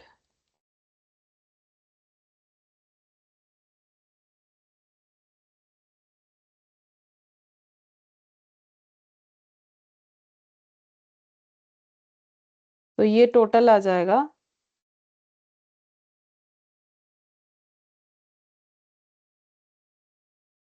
Cost of production, ठीक है। तो यहाँ पर हम लोगों ने क्या लिया, प्रोडक्ट कॉस्ट में देखो ये सब वेरिएबल था, ऊपर का तीन, direct material, direct labour, variable manufacturing overhead, और फिक्स्ड मैन्युफैक्चरिंग ओवरहेड को भी ले लिया। ये हो गया मेरा कॉस्ट ऑफ प्रोडक्शन, ठीक है। अब इसमें क्या करते हैं, अगर मेरे पास कुछ opening stock of finish goods है प्रीवियस ईयर का तो वो ऐड करते हैं। Opening stock of finished goods bracket में लिख देंगे previous year, previous year p y लिख दिया, ठीक है। अच्छा, ये ऐड कर देते हैं। और अगर करंट ईयर का कुछ बाकी है तो closing stock of finished goods, ठीक है, ये लेस कर देते हैं। और इसको हम लोग प्रोपोर्शनेट कर लेते हैं, जिसको हम लोग बोल सकते हैं pro rata basis. Pro rata का मतलब ये होता है प्रोपोर्शन करना, जैसे तुम लोग शेयर्स में पढ़े होगे, ठीक है। प्रो राटा मतलब कुछ नहीं, प्रोपोर्शनेट करने का मतलब जैसे मैंने इस साल 1 लाख का सामान बनाया जिसमें से मेरा 20,000 फिनिश गुड्स है। 1 लाख का सामान बनाने में 1 लाख रुपए का खर्चा हुआ, तो फिर जो 20,000 फिनिश गुड्स में उसका कॉस्ट कितना होगा, तो 1 लाख का 1,000, 20,000 का कितना होगा, 1 लाख बाई 1 लाख इंटू 20,000, वो होता है प्रो राटा, ठीक है। ये हो गया। अच्छा, अब इसके बाद ये आ गया मेरा, ये सब एड लेस कर देने से ये पता चल गया सीओजीएस कितना है, तो कॉस्ट ऑफ गुड्स सोल्ड। फिर इसमें ऐड कर देंगे वेरिएबल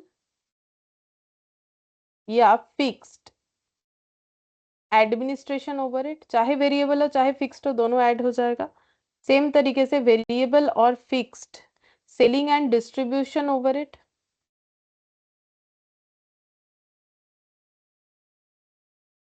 वेरिएबल या fixed administration overhead, selling distribution overhead.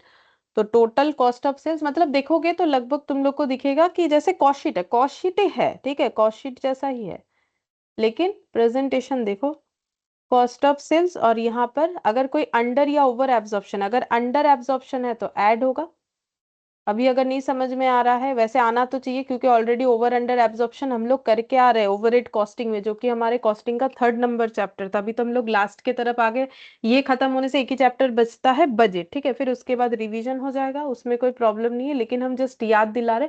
Under absorption over absorption का पूरा एक चार्ट बना के दिया था मैंने, क्या ट्रीटमेंट होता है नहीं होता है, ठीक है। तो कुछ नया चीज है नहीं, ये लास्ट वाला पॉइंट जो अभी हम लोग डिस्कस कर रहे हैं ना वो, ठीक है। तो ये देखो ये बन गया, ठीक है। तो देखो क्या हुआ इसमें, जैसे बोला था कि एब्जॉर्प्शन कॉस्टिंग में प्रोडक्ट कॉस्ट में फिक्स्ड वेरिएबल दोनों कॉस्ट आता है, जैसे कि यहाँ पर मैंने दिखा दिया, देखो प्रोडक्ट कॉस्ट में क्या क्या आ जाएगा, प्रोडक्ट कॉस्ट में फिक्स्ड वेरिएबल दोनों आ गया, ये देखो यहाँ से यहाँ तक वेरिएबल और ये वाला फिक्स, ठीक है।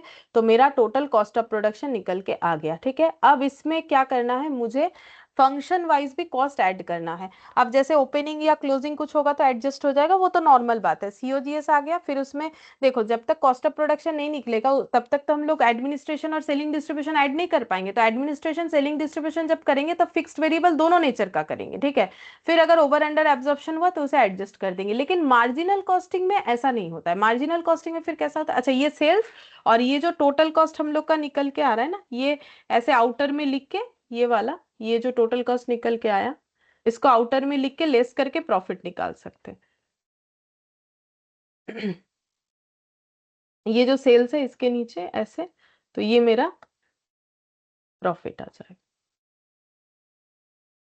अच्छा अब सेम तरीके से मार्जिनल कॉस्टिंग का भी समझते हैं। तो मार्जिनल कॉस्टिंग में भी सबसे पहले हम लोग लिखेंगे सेल्स, ठीक है। अच्छा इसके बाद नेक्स्ट आ जाएगा, अब हम लोग प्रोडक्ट कॉस्ट में सिर्फ वेरिएबल कॉस्ट को लेंगे। देखो ऊपर लिखा हुआ है मार्जिनल कॉस्टिंग में, तो यहाँ पर प्रोडक्ट कॉस्ट की जगह लिखेंगे वेरिएबल प्रोडक्ट कॉस्ट, क्योंकि ओनली वेरिएबल पोर्शन आएगा,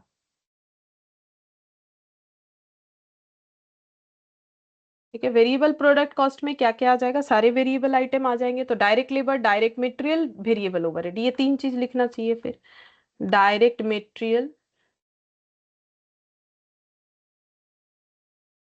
direct labour, variable manufacturing overhead,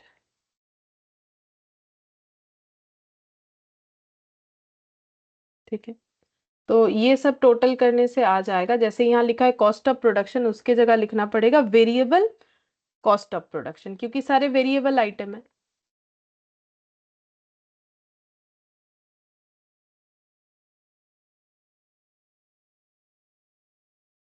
variable cost of production,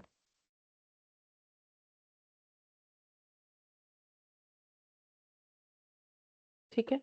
अच्छा इसके बाद क्या यहाँ भी ओपनिंग क्लोजिंग एडजस्ट करेंगे, बिल्कुल क्यों नहीं करेंगे, कर सकते हैं आराम से। तो opening stock of finished goods, लेकिन सिर्फ वेरिएबल पोर्शन लेना पड़ेगा, वेरिएबल कॉस्ट पोर्शन, ठीक है।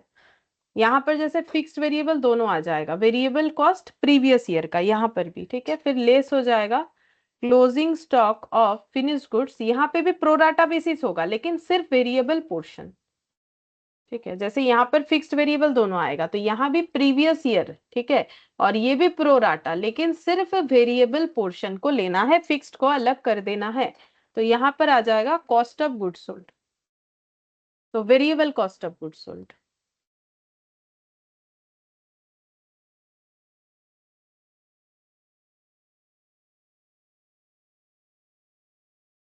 अब वेरिएबल एडमिनिस्ट्रेशन ओवरहेड,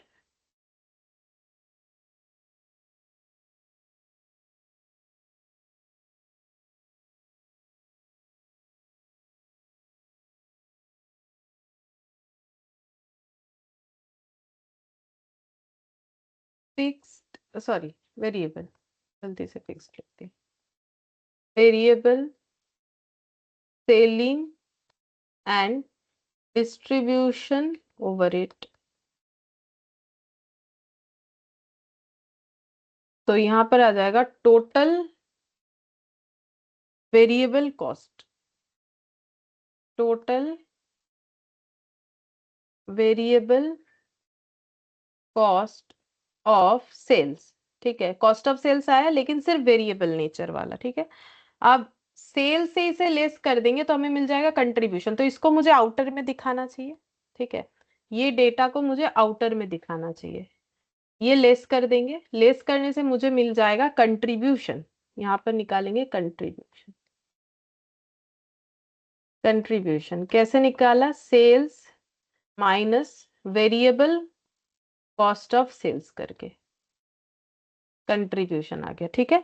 अब यहां से सारे फिक्स्ड कॉस्ट अलग से लेस कर देंगे, इसका मतलब जो हम लोगों का फिक्स्ड कॉस्ट है वो भी ट्रीट होता है, लेकिन उसको ट्रीट करने का तरीका अलग होता है, ठीक है। तो लेस कर देंगे ऑल फिक्स्ड कॉस्ट, जितने भी फिक्स्ड कॉस्ट है सबको हम लोग यहाँ पर लेस कर देंगे, तो हम लोग के पास आ जाएगा नेट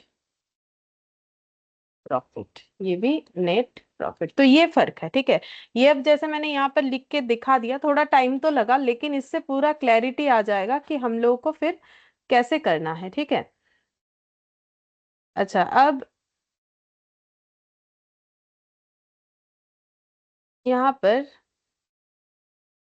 चलो एक क्वेश्चन देखते हैं।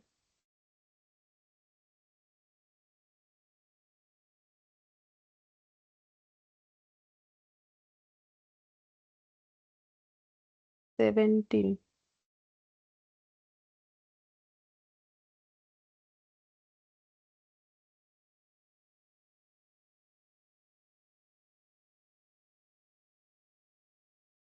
17 वाले में हमें वही बोला है, मार्जिनल कॉस्टिंग और एब्जॉर्प्शन कॉस्टिंग मेथड से दोनों को दिखाने के लिए बोला है।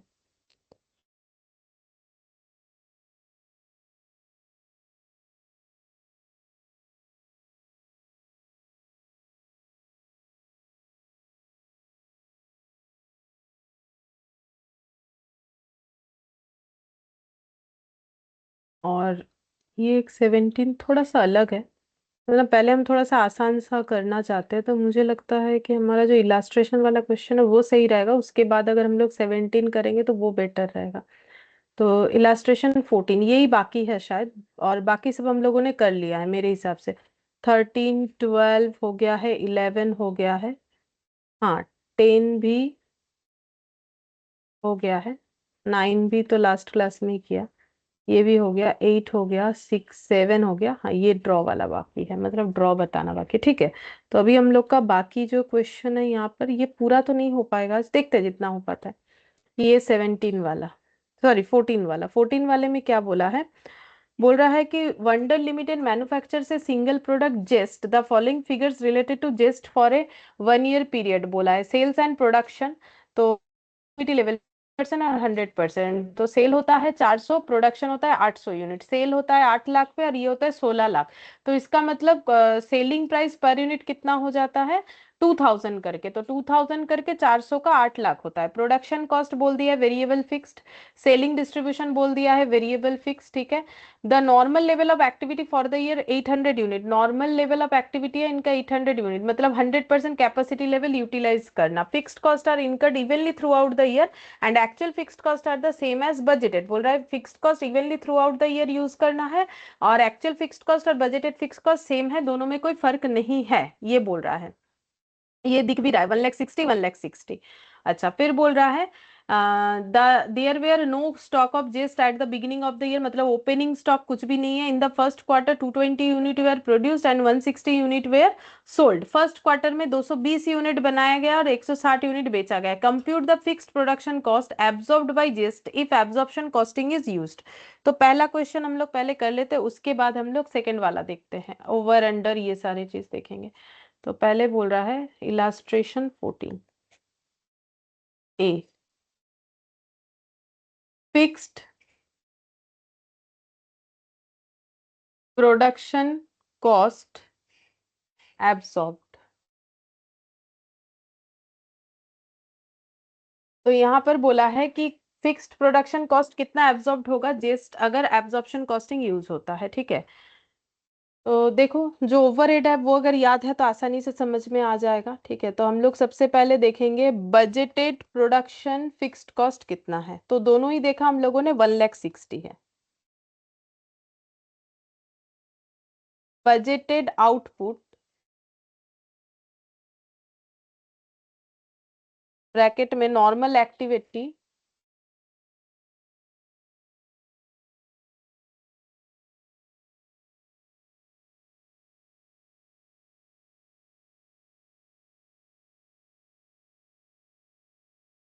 ठीक है। तो ये देखो हम लोग का फिक्स्ड कॉस्ट क्वेश्चन में बता दिया है 1,60,000, सॉरी हाँ 1,60,000।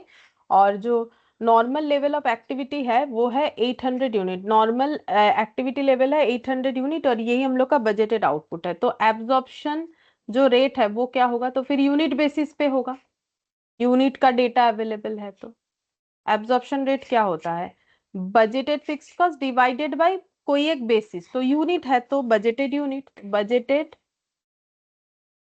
Fixed cost. अगर थोड़ा थोड़ा याद आ रहा है देख सकते हो, वहां 5-6 बेसिस होता था, ठीक है। बजटेड यूनिट मैंने जो एग्जाम्पल देके पूरा टॉपिक समझाया था बेसिस वाला, उसमें मैंने यूनिट का ही सारा एग्जाम्पल्स लिया था।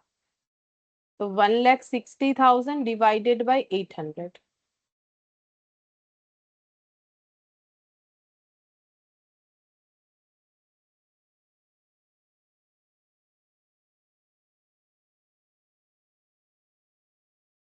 ₹200 पर यूनिट, ठीक है। अच्छा, अब हमें पूछा है कि फर्स्ट क्वार्टर में कितना fixed, compute the fixed production cost absorbed by just in absorption costing is used. अच्छा, तो कितना फिक्स्ड प्रोडक्शन कॉस्ट एब्जॉर्ब किया होगा, तो फर्स्ट क्वार्टर में 220 यूनिट प्रोड्यूस किया है, तो 220 यूनिट इंटू 200 करके जितना होना चाहिए उतना।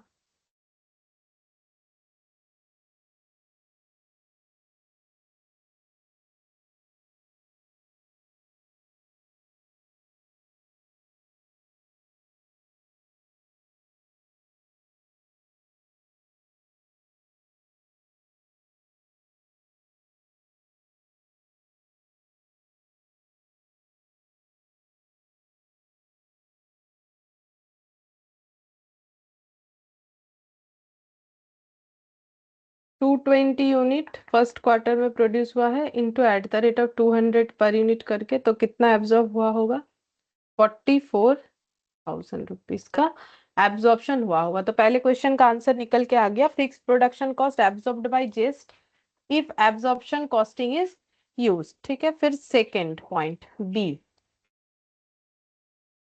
कैलकुलेट द अंडर और overhead recovery, over recovery of overhead during the period. तो यहाँ पर अंडर और ओवर रिकवरी,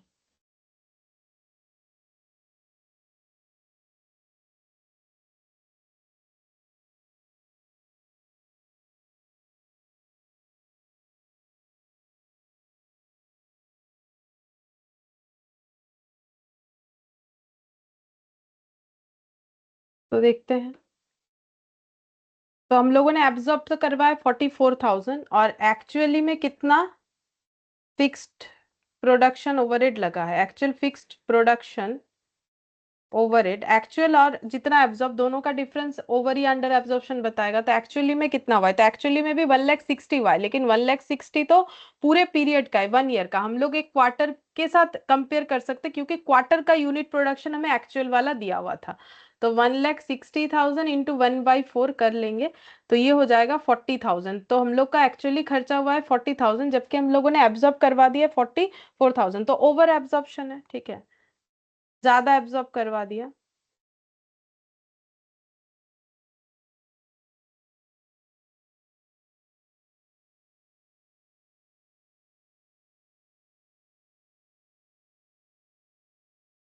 ओवर रिकवरी, ठीक है। तो ओवर रिकवरी हुआ है, पॉइंट बी का आंसर भी हो गया, ओवर रिकवरी हुआ है। इसके बाद calculate the profit using absorption costing, calculate the profit using marginal costing. मतलब ये जो दो अभी मैंने सिखाया वही परफॉर्म करके यहाँ पर दिखाना है कि अगर एब्जॉर्प्शन कॉस्टिंग से करें तो प्रॉफिट कितना है, मार्जिनल कॉस्टिंग से करें तो प्रॉफिट कितना है। तो यहाँ पर लिख देते हैं, profit as per absorption costing.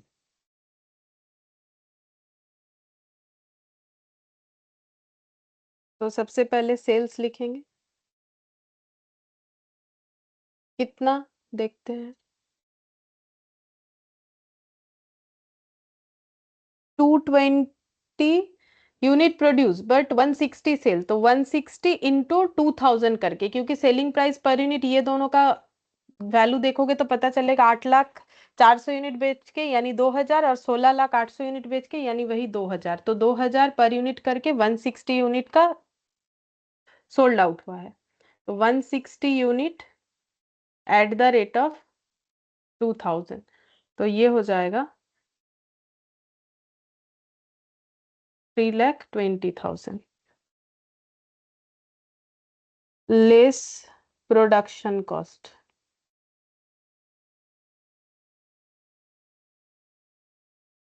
तो प्रोडक्शन कॉस्ट में मुझे वेरिएबल फिक्स दोनों लेना अलाउड होगा, तो वेरिएबल जो है एक ही है वेरिएबल, ठीक है। तो वेरिएबल कितना हो जाएगा 160।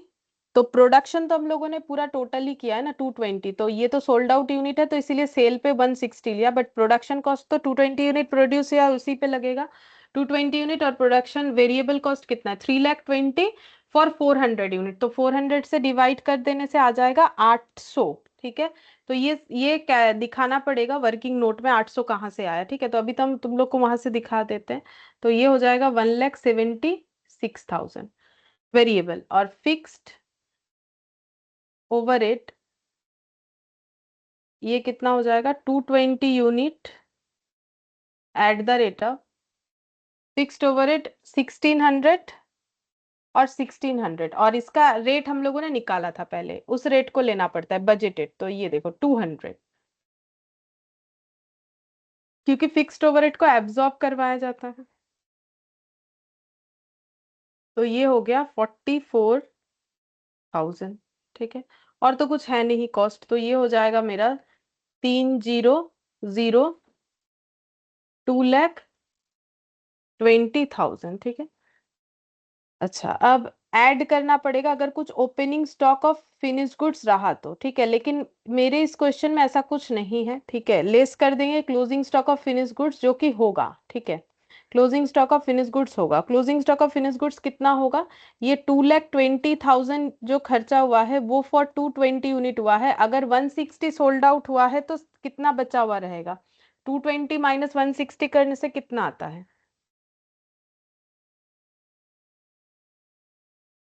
60 यूनिट का मुझे क्लोजिंग स्टॉक का वैल्यू निकालना पड़ेगा। तो 2,20,000 डिवाइडेड बाई 220 इंटू 60 करने से आ जाएगा 60,000, ठीक है। 60,000 का मेरा क्लोजिंग स्टॉक आ रहा है, तो क्लोजिंग स्टॉक लेस हो जाएगा तो मुझे मिल जाएगा सीओजीएस। सीओजीएस कितना आ रहा है यहाँ पर, कॉस्ट ऑफ गुड्स सोल्ड, ये आ जाएगा 1,60,000, ठीक है। तो देखो जैसे जैसे मैंने लिखवाया वैसा ही कर रहे हैं, ठीक है। पहले मैंने सेल्स लिख दिया, फिर वेरिएबल कॉस्ट लिखा, जो भी मेरे पास था फिक्स्ड कॉस्ट लिखा, फिर मेरे पास आ जाता है कॉस्ट ऑफ प्रोडक्शन। हाँ एक चीज है, इसको लिख दो कॉस्ट ऑफ प्रोडक्शन, वो मैंने नहीं लिखा। Cost of production, opening stock of finish goods available नहीं है, फिर भी मैंने लिख के दिखा दिया, एग्जाम में लिखना नेसेसरी नहीं है। क्लोजिंग स्टॉक लेस कर दिया, कॉस्ट ऑफ गुड्स सोल्ड आ गया। अब इसमें फंक्शनल बेसिस का जो कॉस्ट है वो लगता है, जिसमें एक ही है सेलिंग डिस्ट्रीब्यूशन, जिसमें वेरिएबल और फिक्स दोनों है। तो ऐड करना पड़ेगा selling and distribution over it, ठीक है। तो यहाँ पर ऐड करते हैं,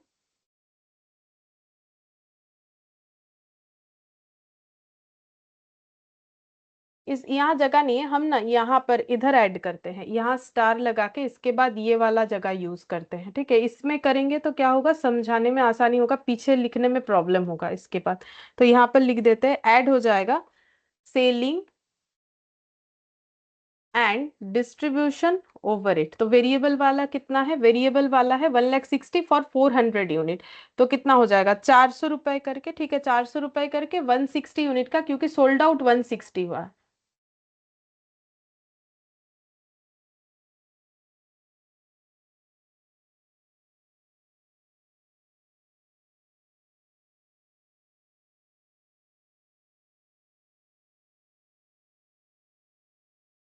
और ये वाला देखो 2,40,000 ये पूरे पीरियड का है, तो इसमें मुझे तो सिर्फ जो है क्वार्टर पीरियड का लगाना है, तो 1/4 करना पड़ेगा 60,000। तो यहाँ पर आ जाएगा टोटल कॉस्ट ऑफ सेल्स, तो 1,60,000 प्लस ये हो जाएगा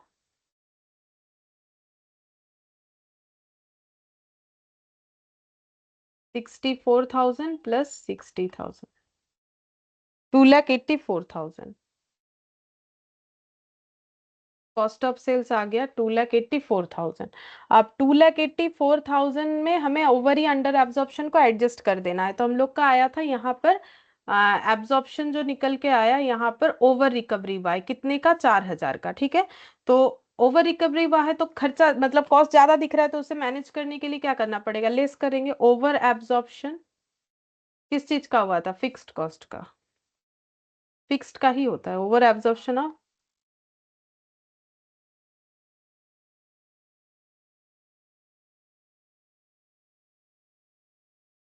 2,80,000, ठीक है।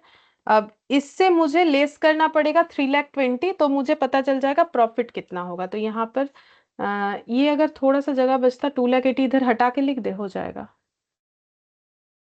इधर लिख देते हैं 2,80,000, तो लेस करके आ जाएगा profit, sales minus total cost, तो ये आ जाएगा 40,000। 40,000 आ गया, ठीक है। तो ये मेरा profit as per absorption costing निकल के आ गया। अब हम लोग profit as per marginal costing calculate करके देखते हैं, चलो।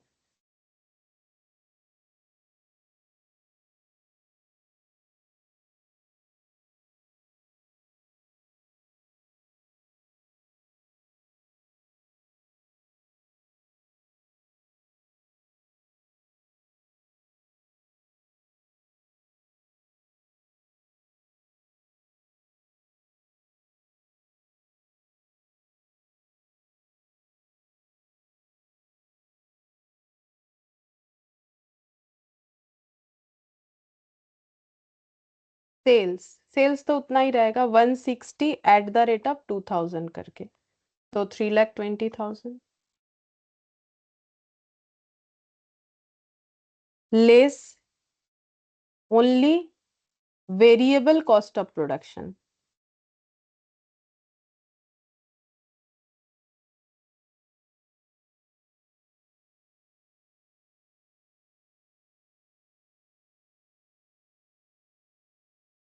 वेरिएबल कॉस्ट कितना हो जाएगा, 220 यूनिट, जैसा था वैसा ही, ठीक है, प्रीवियस वाला जैसा ही होगा। देखो वेरिएबल पोर्शन तो एज इट इज रहेगा, उसमें कोई दिक्कत नहीं है। 220 इंटू 800 मतलब 1,76,000।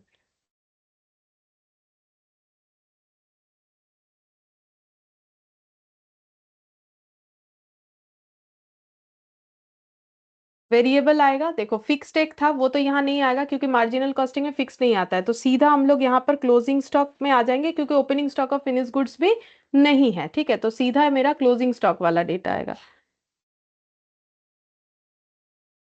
क्लोजिंग स्टॉक तो 1,76,000 है variable cost of production for 220 unit, और 60 मेरा जो है क्लोजिंग स्टॉक है। तो इसका आंसर कितना आ जाएगा, तो 176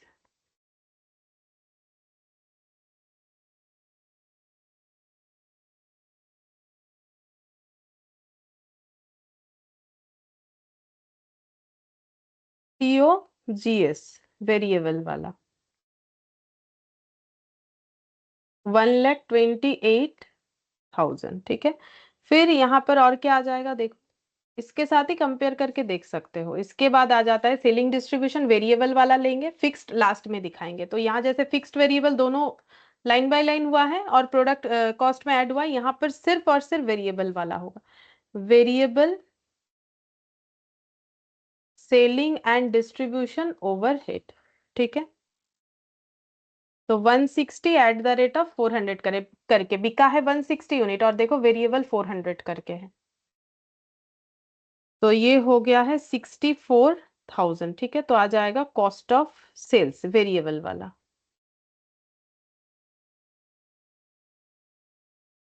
1,92,000, ठीक है। अब मुझे निकालना पड़ेगा कॉस्ट ऑफ सेल्स के बाद कंट्रीब्यूशन, तो इसको मुझे हटा के लिखना चाहिए, कंट्रीब्यूशन।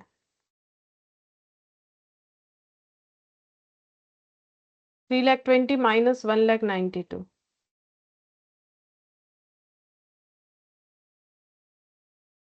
1,28,000, ये हो गया मेरा कंट्रीब्यूशन। अब यहां से लेस कर देंगे ऑल फिक्स्ड कॉस्ट, जिसमें आ जाएगा प्रोडक्शन का एक और एक सेलिंग एंड डिस्ट्रीब्यूशन का।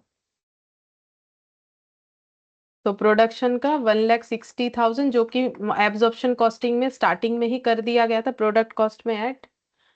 तो फर्क क्या है इसमें, प्रोडक्ट कॉस्ट 1,00,000, प्रोडक्ट कॉस्ट दिख रहा है मेरा 1,92,000, मतलब प्रोडक्ट कॉस्ट तो यहाँ दिख रहा है ये वाला 1,28,000, ये सीओजीएस है। प्रोडक्ट कॉस्ट 1,76,000 और कॉस्ट ऑफ गुड्स सोल्ड 1,28,000, ये सब डिफरेंस दिखेगा हमें, ठीक है। तो यहाँ पर ये आ गया सेलिंग डिस्ट्रीब्यूशन ओवरहेड, इसका 2,40,000 था इंटू 1/4, तो देखो ये आ रहा है मेरा 60,000। ये जैसा यहाँ पर किया है वैसा ही, बस लिखने का पोजीशन अलग हो जाएगा क्योंकि कंसेप्ट की वजह से। तो ये देखो यहाँ पर हो गया मेरा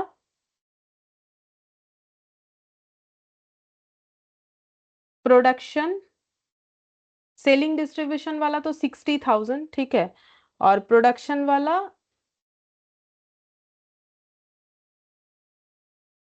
220 इंटू 200।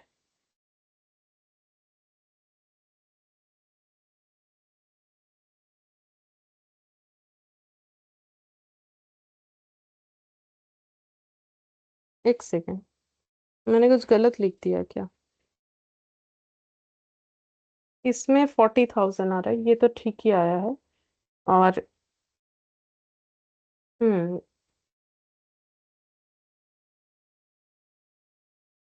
60 और 40, तो यहाँ पर प्रॉफिट आ जाएगा 1,00,000 लेस होने से 28,000, ठीक है। तो यहाँ पर फिक्स्ड कॉस्ट क्या क्या आ जाएगा? फिक्स्ड कॉस्ट में आ जाएगा मेरा प्रोडक्शन कॉस्ट 1,60,000 का 1/4, और यहाँ पर आ जाएगा फिक्स्ड कॉस्ट 2,40,000 का 1/4। तो मैंने वही किया है, और यहाँ पर क्या कर दिया फिर?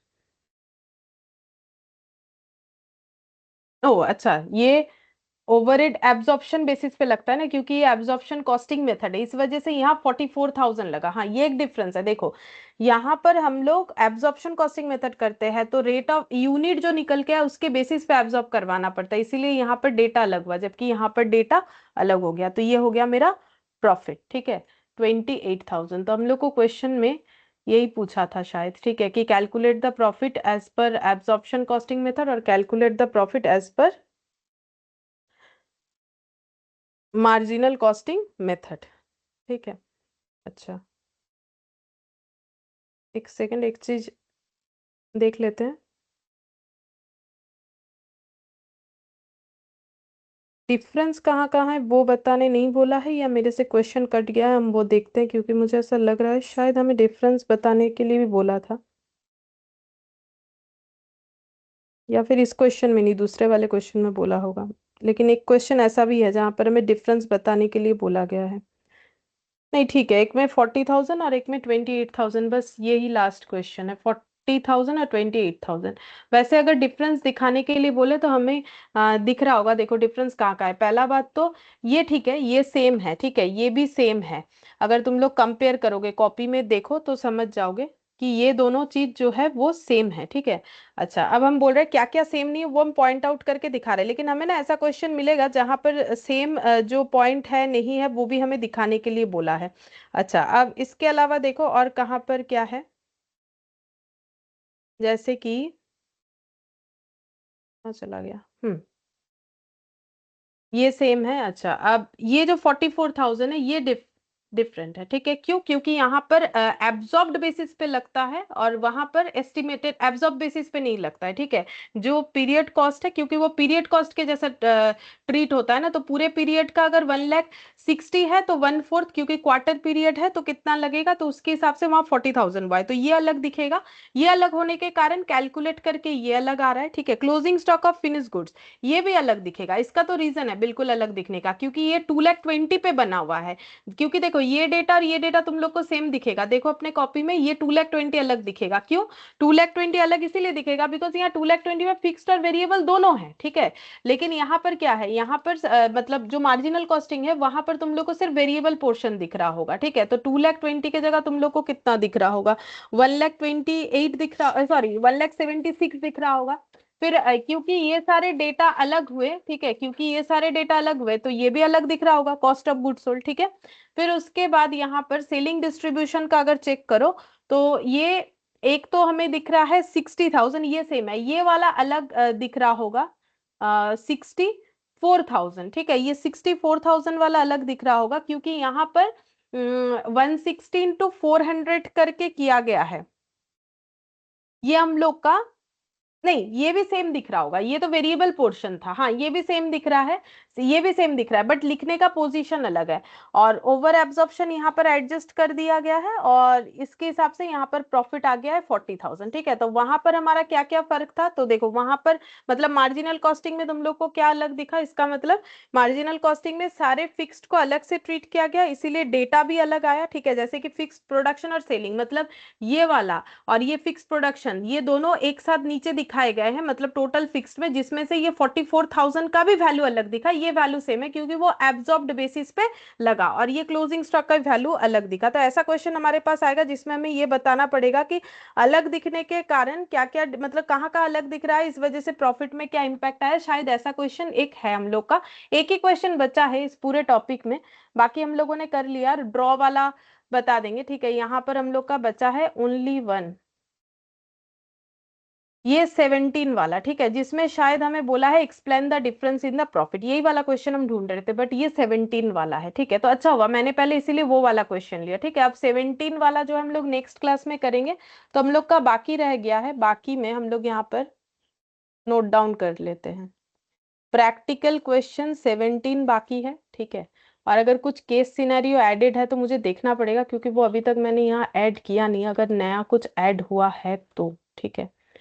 तो मुझे भी याद नहीं है ऐड हुआ है कि नहीं हुआ है, देखना पड़ेगा मुझे। 20, 19, 18 ये सब हो गया, 17 मैंने नोट डाउन कर लिया, 16 हो चुका है, 15 हो चुका है। अच्छा, फिर इसके बाद ये 14 भी हो चुका है, हाँ यहाँ पर 13 प्रैक्टिकल क्वेश्चन का 13 का ड्रॉ। अच्छा 13, और एक हमें एंगल ऑफ इंसिडेंस भी लिखना है 13। 12 हो गया, 11, 10, 9। तुम लोग भी देखते जाओ, अगर कुछ हम मेरे से छूट रहा है ना तो मुझे बताओ। ये सब ये कुछ भी ड्रॉ वगैरह था नहीं, ये सब एमसीक्यू तो बाकी है ही, और इसके प्रीवियस वाले चैप्टर का यानी स्टैंडर्ड कॉस्टिंग का भी एमसीक्यू बाकी है, ये भी अभी अभी कर लिया, ठीक है 14। अच्छा, ये भी लास्ट क्लास कर लिया था 13, ये भी कर लिया था 12, ये सब कंप्लीट है। 11 कुछ भी बाकी नहीं है। अच्छा 10, 10 भी, 9, 8, 7, 6 में ड्रॉ, इलास्ट्रेशन में आ जाता है, इलास्ट्रेशन 6 का ड्रॉ,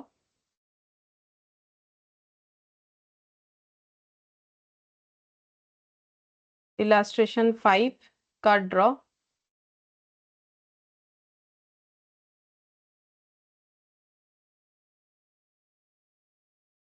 4, 3 भी हो गया लास्ट क्लास में, 2 और 1, ठीक है।